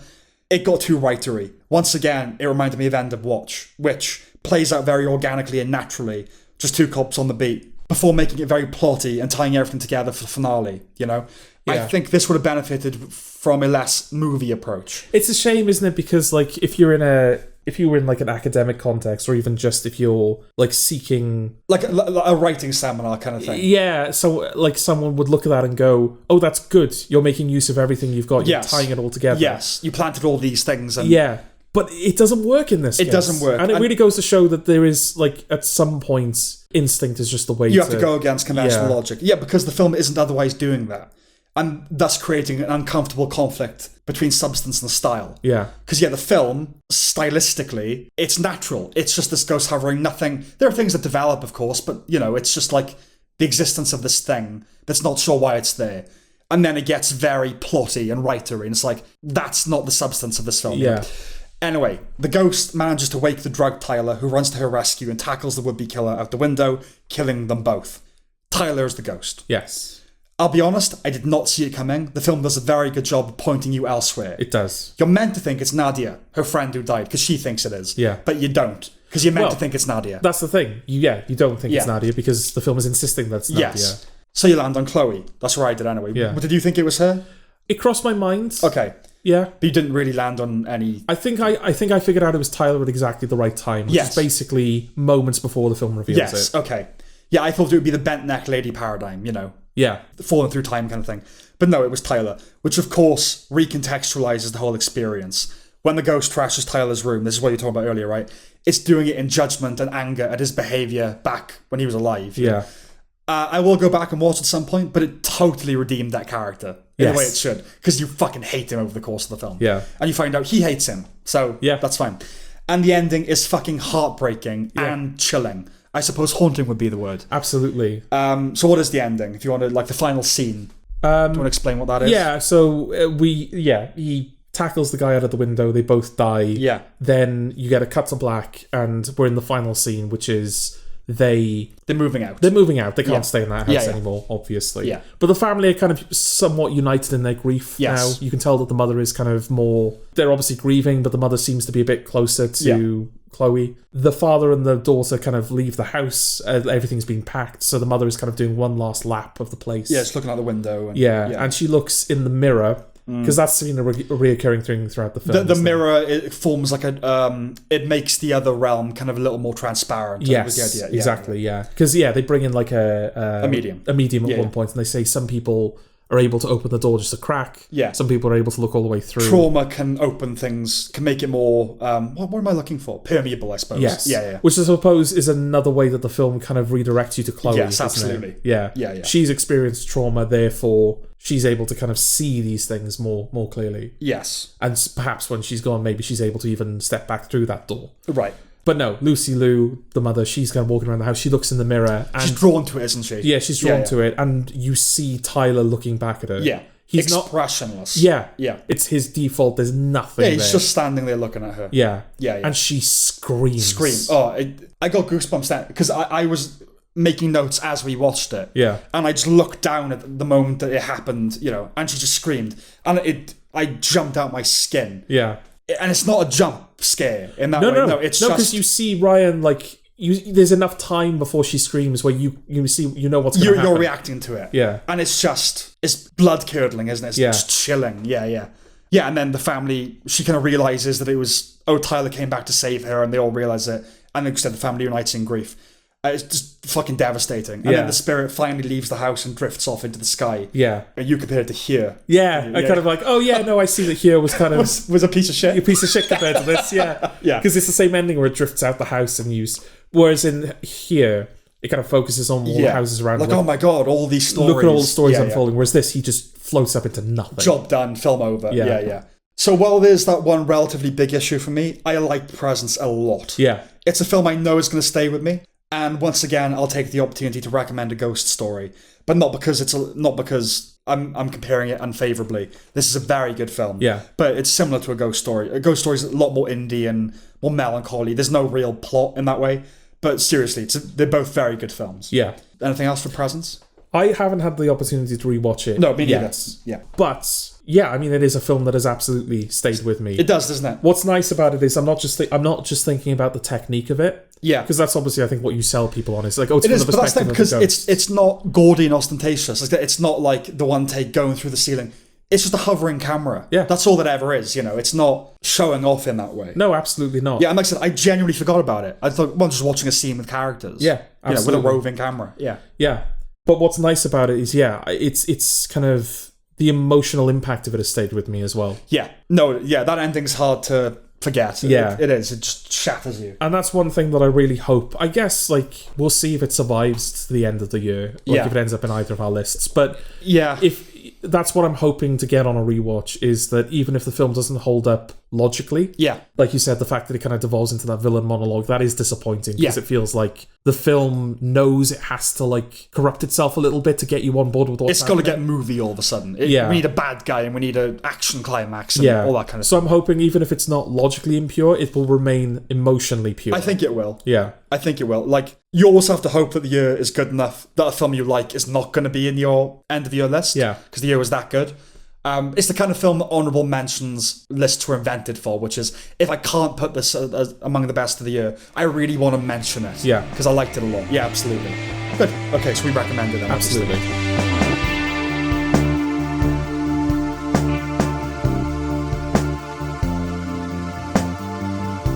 Kind of Pregnant. Oh, I forgot we were talking about this. Okay. Again, let's decompress a little with a shit film. Yeah, there's no spoiler really. It's fucking shit. Well, it's Amy Schumer. I don't know what you were expecting. I know. Frankly. Well, okay. It's about a woman that is kind of having a midlife or third life. Yeah, she wants to be pregnant, but she's not. So she fakes it. Yeah, that's it. So I do not like Amy Schumer. No. She's up to 11 in this. Yeah. I don't like Gillian Bell either. The idea of Schumer's character around children scares me. She's a teacher, isn't she? Just screaming at these kids. Yeah. Even if I hate the people involved, I always let myself be open to laughing, okay? It doesn't necessarily make it good. It's like a jump scare. It's an instinct. You can't help it. So I semi-chuckled twice. There's a bit where a woman assumes Schumer is pregnant because she's in a maternity store, and she's like, judging by the bloating of the face, I'm guessing you're 5 months along. And Schumer mutters, I'll break your fucking neck. I semi-chuckled at that. Okay. And then there's a scene where she's on a train and she's got the bump, and a teenage girl sees her and then says to her mother, I want to have a baby. And Schumer's like, oh, I'm sorry, and the mother just goes, fuck you. I semi-chuckled at that as well. Okay. And they arrived quite close together, so I started to suspect I had broken, but then things reset. Yeah. It's the kind of film that mines humour, in theory, from kids talking like adults, swearing and being inappropriate around kids. Yeah, you've got that opening scene, don't you, where it's a flashback to Amy Schumer and her friend when they're kids, and she's like pretending to give birth. Yeah, she's like, I want to have a baby so much when I'm older, and she's like, oh my god, I'm crowning. Yeah. And so like, it thinks it's funny. It's that thing, yeah. And then women being gross and lewd and farts. And it has that bullshit improv thing as well, like they all do. In Heroes, the TV show, when Claire discovers she instantly heals, the amount of things that happen that would otherwise killed her. Yeah. In this, Schumer gets stabbed in the fake stomach, it's set on fire, and she crashes into a wall. So I hate it when things like that happen. You know? It's like, oh, your baby would just be dead then. Yeah. You know? It's been described as icky. People have been turned off by the premise. I don't think it's particularly icky in that way. It's a throwback comedy. People look at Mrs. Doubtfire and School of Rock now and say, oh my God, how did we ever think this was okay? Yeah. Culture lost its balls. We've said this before. Well, I was going to say, do you think that when people say it's icky, do you think there's a component of... We were talking earlier about On Call, and you said that, like, oh, it's because it's propaganda, and you can't depict a police officer doing their job well and honestly. Yes.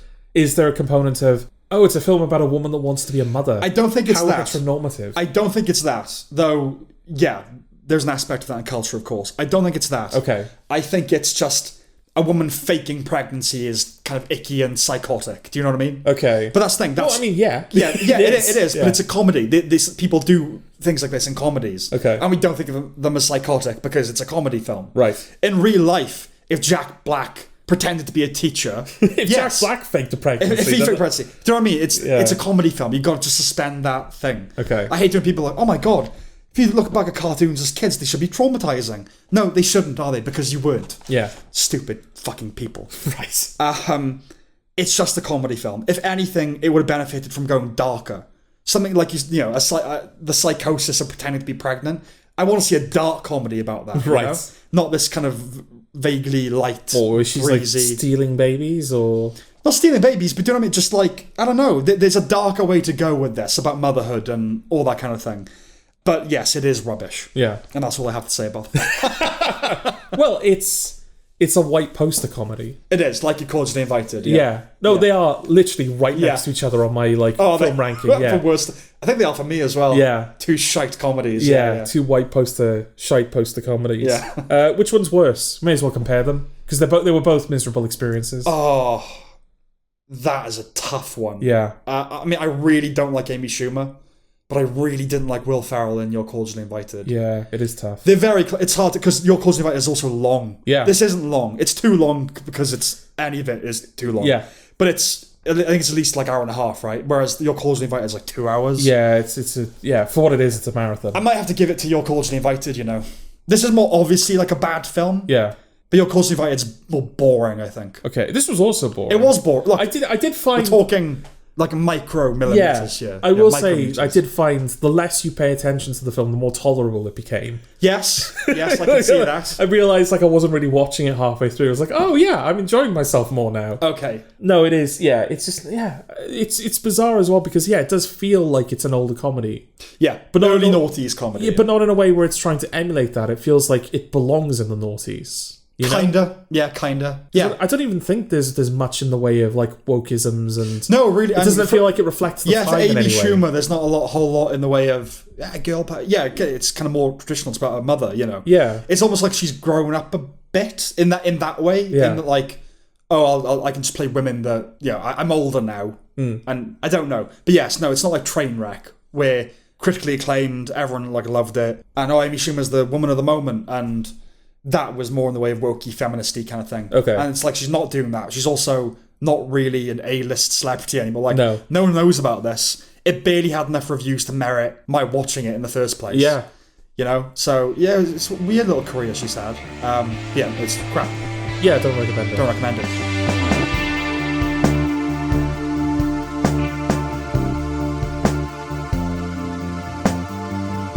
Okay, and finally, Zero Day. This is the other ex-president. Yes. Yeah, kind of apocalyptic kind of thing as well. Yeah, kind of. Okay, so it's basically, Rob De Niro is the ex-president. Yes. Who was kind of beloved. And there's a hack, like a massive cyber attack. Well, I think Zero Day, I think that is like an official... It's a hack term, yeah. Yeah, it's a recognised, possibility. Yes. Is that... Like a Y2K kind of thing, where just... infrastructure's disrupted. There are kind of, accidents that cause mass casualties. All electronic devices are switched off simultaneously.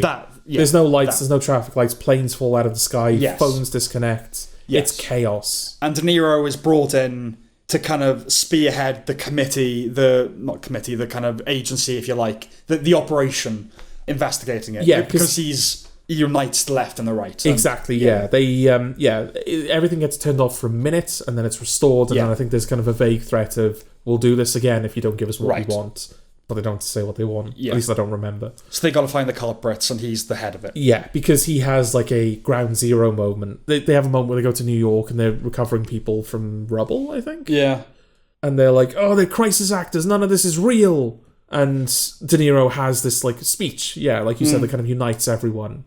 And they decide, oh yeah, he's going to be the guy that's going to run our committee. I think it's already been decided. Oh no, that is the thing that makes them... I think that is the thing that like sways the decision. Okay. Because I don't think... Because Angela Bassett plays the actual president. Yes. And I don't... I think the show is implying that she's not the most popular... I think she's kind of a sort of neutral, but it's just more like, oh, everyone loved him. Yeah.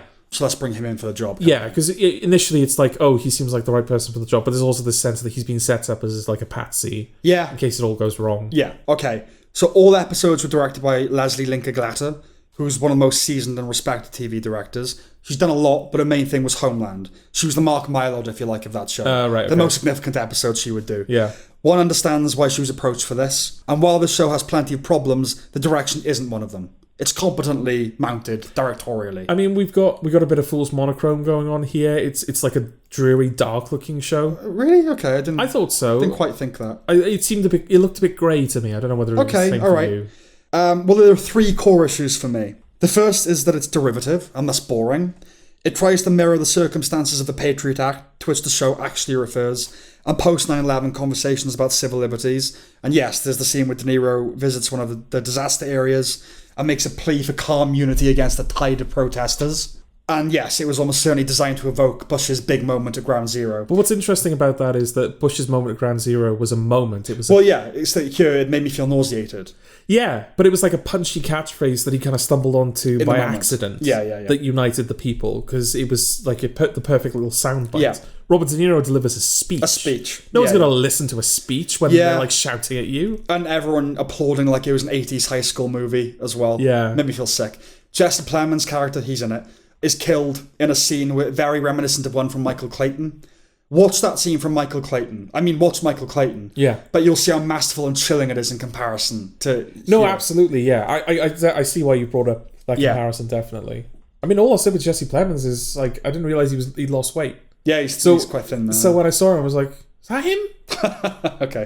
Because he also kind of plays the good guy in this as well, which is sort of like not what he's been doing for a while. Yeah, absolutely. So that was kind of interesting to see him play like a person. He's just a guy in this, really. Yeah, there's no kind of idiosyncrasy. He's just a guy. Yeah.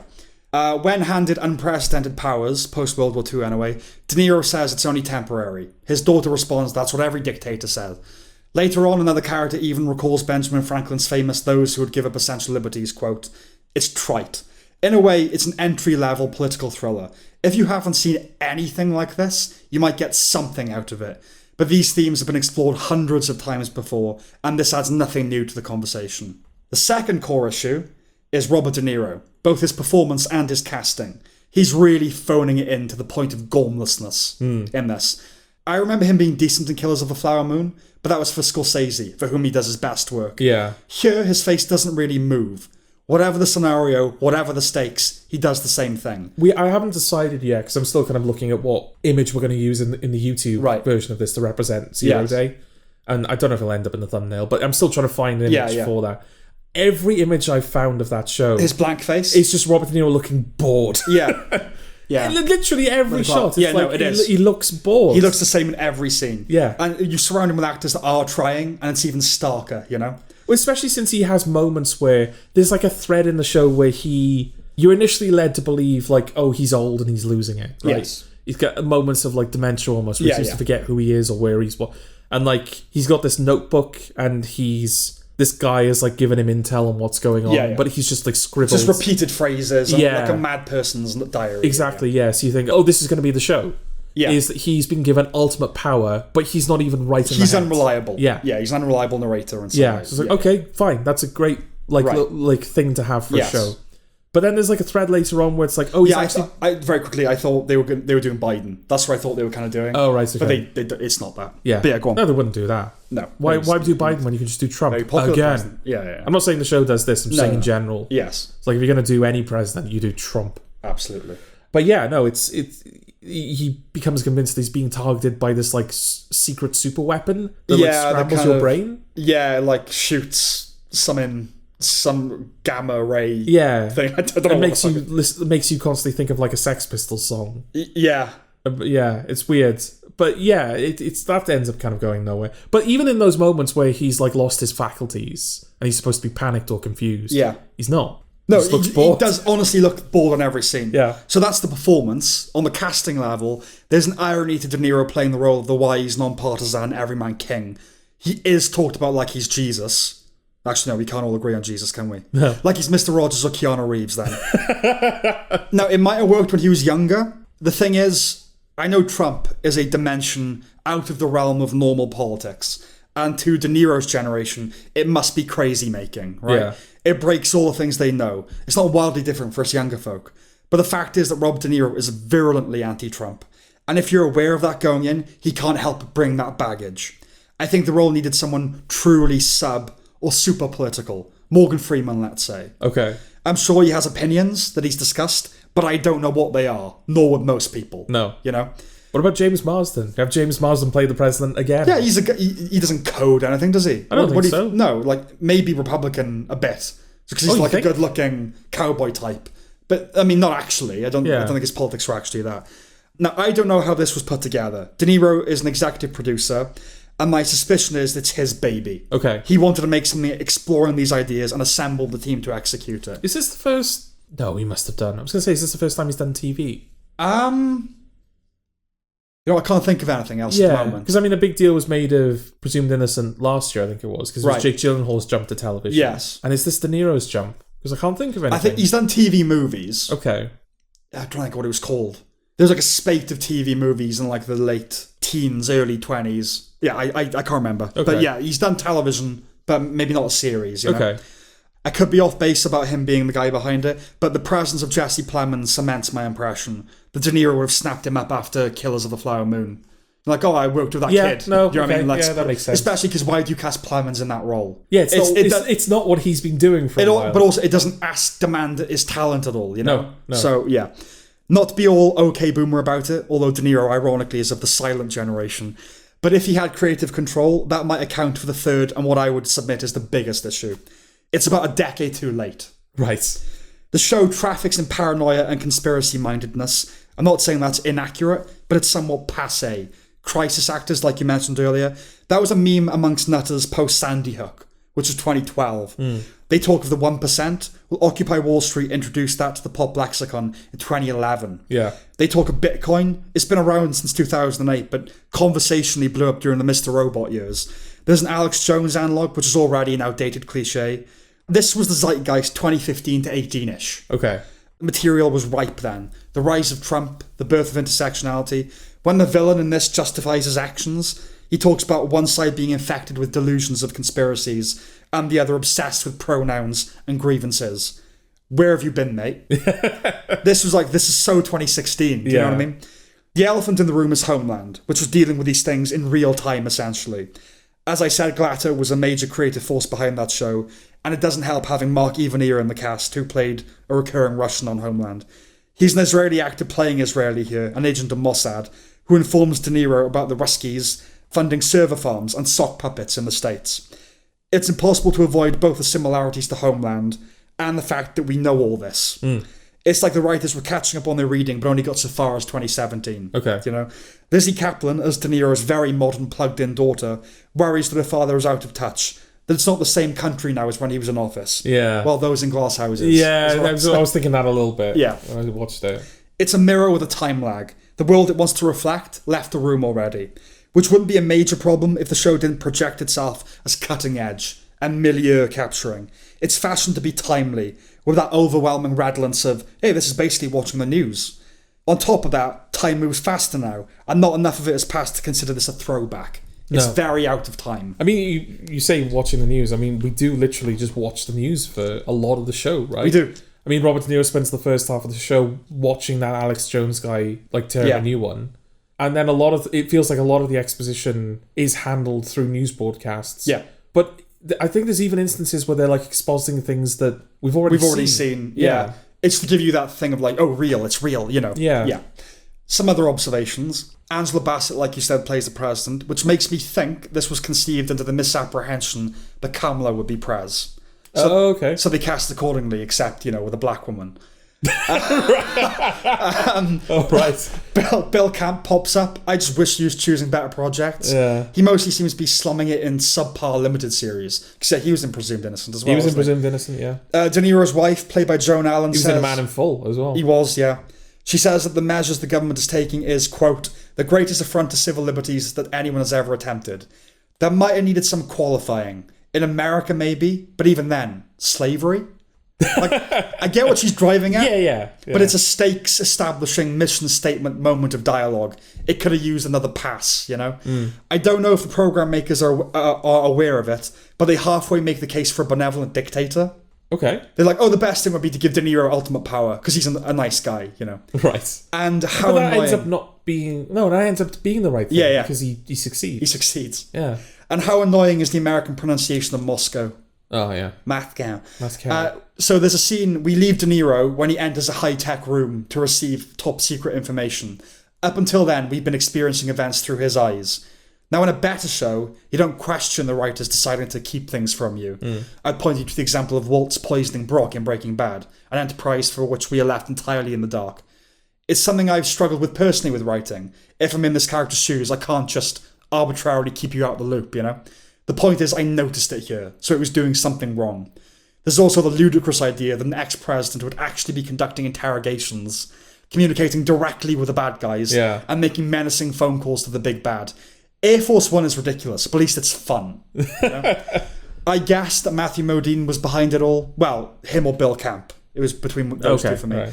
And the whole thing ends up being a false flag operation to unite everyone under a singular purpose, Watchmen style, because of course it was. Yeah, of course. America have to be the bad guys. You can't actually have the Russians or have like another group. It's never them over there anymore. It's always us over here. Yeah. In this case, behind that rarest of ideological disruptions, centrist terrorism. I had a horrible vision of how it would end, right? I thought De Niro's going to give like a speech about what happened, and they say, look, if you tell them that it's us, it's going to fuck everything up, all that kind of thing. I had a horrible vision of him being at the podium, poised to deliver the speech. Then it would cut to black before we find out what he's going to say. Oh, really? Because I thought, it's going to do that, isn't it? It's going to, we never know. Happily, it didn't do that. But it would have been interesting thereafter to at least imply the fallout to which Modine alludes. Like, yeah, it might have been the right thing, but now trust in the body politic is completely eroded. Instead, it just ends. Oh, should we just end the episode there and just have music? Well, that's it. I'm done. So, yeah. But it does, doesn't it? It's just like, he says it, and then it shows him back at home, and it ends. Well, that's the thing. It's a 6-episode miniseries. Yeah. And it feels like it's done, right? It doesn't feel like it's got to be done, yeah. But yeah, I was like, no. Yeah. No, there's way more to this than, Well, I think, like, him deciding to turn them in that is the ending. But you have to then at least suggest that it was a Pyrrhic victory. But they do kind of do that because the final shot. Well, the final shot is him on his own, isn't it? Well, it's him with his dog back at his house. Yeah, but he hasn't lost his wife or anything. Oh, I thought he had. I don't think so. I think the show starts with every morning he goes jogging with his dog. Yeah, and it just would go back to that. Yeah, but they kind of imply, don't they, that she says to him, "I don't want to lose another child," because that's another. That's another thread throughout the show is that Robert De Niro's son died to a drug overdose. Yes. Which doesn't really lead anywhere. No. I don't think. I think he gets a bit sad when Jesse Plemons dies because he thinks that's also like a surrogate son. Yeah, something like that. But you'd be sad anyway. Yes, because it's like a friend. Yeah. But yeah, I think the wife says, like, basically as like an argument to not turning the daughter in because it turns out his daughter's embroiled in there. Yeah, she's part of it. She's part of the operation. Guilty about it. Yeah. Because she wasn't expecting it to be as kind of damaging as it was. Yeah. But she's like, I don't want to lose another child. But then he delivers the speech and he does implicate her. Okay. And so my impression was that, their marriage is over. He's on his own now. Maybe you're right. I absolutely did not get that. Because I think we just see him outside, right? We never see him in the house. No, that's the thing. We never see him in the house. Yeah. But he's out there on his own with his dog. Yeah. And there's just this, he looks bored. But that's I thought he just looks the same as he did. Like I said, it's one of those endings where I had absolutely no fucking idea what I was meant to take from it. I think what you're supposed to take away from it is he's on his own now. Is that what it is? Yeah. Because it didn't even feel like an ending that had an ambiguity about it. It just felt like, that's the ending. It just ends now. I got from it, that we start off with him, like, he gets up every day, goes for his exercise, and he's with his dog. And now he's returned to that. Like, the mission's over. He's back. Okay. That's all I could take from it. I didn't infer anything else from it. Maybe I was meant to. De Niro should have considered doing something with his face. Maybe. Or they could have just shown us the house. Just like, just him on his own in the house. You know. Yeah. Like, but, yeah, no, I mean, like I said, it's a 6-episode series. Yeah. And the fact that you end with such a bombshell, like, he's basically told America, half of your government has just attacked you. Yeah. January 6th happened because some people thought the election might have been stolen. Yeah. Can you imagine what the American people would do if they literally found out that half of the government attacked America? I suppose that's one of the ambiguities, is that, like, it's left. But that's not. No. You want to be timely. I agree. You can't be ambiguous about this shit. But it's kind of going, it's left up to you to decide. Because I guess his thing is, I believe they have faith. I have faith in them enough that it won't destroy the country. Like, I have faith in the American people. And then Matthew Modine's like, no, this is going to fucking ruin everything. Yeah. And that's what I'm saying. It should have implied that, at least. Implied it. Yeah. But, no, obviously, look, it's not a well-written thing. It's like, you could have shown... Hopefully there's not a season 2 where they depict the fallout. Yeah. But they should have. No, they should have. Because there's, like, the final episodes, they actually do turn everything off again. And so most of that episode takes place in the dark. In blackout. But I like that stuff because it feels like the show's actually doing something finally. I will say, I think the correct ending, considering the whole thing of, everyone loves this guy, is the amount of conviction, knowing what he knows now. I think the correct ending is him telling the world. Yeah. And that's complicated because, you do kind of want to see the fallout of that. But I think the correct ending is that for him. Is that he does choose to say it. Not for the show. I don't know. It's because he's the show, isn't Not he? for the world that show is depicting. It's complicated. That's massive. Yeah, I know. A reveal. I would have to think about it. Yeah. But that is the problem, is that the show is him. It's all filtered through him. And that is the correct ending for him. And so, what do you do with that? What you do with that is you have a second series. Unfortunately, it's not... You never know with miniseries now. No. If enough people watch it, it'll get a second series. Maybe. But, no, I agree. It's kind of copping out that it doesn't show all that stuff. Well, because it just feels like you said, given how timely it thinks it's being, and given that we have a very recent example in history of how much America overreacts when they suspect something is afoot. Yeah. To actually learn something is afoot on the scale of which it is afoot. Yeah. People would react to that. People would take arms and stuff. I'm not saying that's like they would happen specifically like this. Yeah. But something would happen. Or at least what they could have done was all through the show had a debate about faith in the American people. Yeah. About this character believes, no, they should know the truth. This not just like a little coda. It should have been, that's the show. Yeah. And then it could have got away with, and you decide how people react. Okay. I think that would have been more okay. Yeah. Because it is like, well, what would you do? Yeah. How would you react to something like that? I don't think it helps that it does feel like the show in general is kind of leaving a lot of things unresolved. Yeah. De Niro, like, not personally, but he orders the torture. Yeah. That Alex Jones analog that you were talking about, they are led to believe that he's involved, so they bring him in for questioning. Yeah. He says, dude, I don't know what the fuck you're talking about. Yeah, I'm just, like, saying shit on the news. And I so think as well, aren't they leftist? He's like a leftist, isn't he? Who? The Alex Jones guy. Is he? I remember they float at one point, they think the people responsible are leftist terrorists. And they think he's connected with them. Right, okay. So I can't remember exactly what he says. He has that foamy far-right thing going on. But I feel like it was meant to be, it's Alex Jones, but imagine that on the left. Yeah, okay. Yeah. All right. Yeah, imagine Which that. doesn't exist because the left can't conjure that much passion as Alex. You can't, channel fire in that Alex Jones way. But no, he orders that guy to be tortured, and he is tortured, and then they find out that, he actually does have nothing to do with anything that happened. So they have to send him home. Yeah. So obviously... mate. Yeah, obviously he tells everyone, I was just tortured by the government. Yeah, so there's a lot implied and kind of that doesn't come to fruition. And Yeah. And then there's a little bit where people are like, De Niro shouldn't have done that. Yeah. But he's not punished for it. He's never held accountable for it. No. And it's the fact, benevolent dictator. But that's the thing, is the fact that he exposed people within the government that were attacking, formulating this terrorist plot. Is that enough to go, we'll forgive the torture then? No, it's we'll not. We'll just send you home and everything will be fine. The show doesn't deal with its issues interestingly at all. No. That's what I'm saying. It's like entry level. It's like, okay, I hadn't heard of the Patriot Act before. What's that? Like civil liberties, like the post 9/11 thing. Like, I get into that world. Yeah. fine, but then you can go find the things that are doing it properly. You know, Bourne and to some extent The West Wing, Homeland. Homeland's like I would say in terms of recent political history, that's kind of the granddaddy of it. Yeah. You know, but it was doing that in 2016 and 17. Yes. That's all I got for Zero Day. So you don't recommend it? I don't recommend it. Okay. No, it's probably the worst show I've seen of the year so far. Oh, wow, really? That or Dexter. I don't know. It's hard. Oh, wow, okay. And we talked about them both. Yeah. Yeah, no, I really didn't like it. I think that's the thing. Just above all of the problems that it's got, it's just boring. It's boring. That's the main problem. It's really boring. Was it The Guardian? Like someone did a review and they said it was fun. And I was like, what the fuck? I'm never coming to your parties if you think this is what it's The Guardian. Jordan. Yeah. That's what you should expect from The Guardian. Okay. Yeah. They give a 5-star review to a documentary of a show that aired yesterday. I can't remember exactly what it was, but it was based on an investigation that The Guardian had spearheaded. Right, okay. Which gave themselves a 5-star review. Yeah. So that's The Guardian. Okay. Anyway, that all? I think so, yeah. Okay. Then we will see you next time. All right, then. Bye-bye. Bye.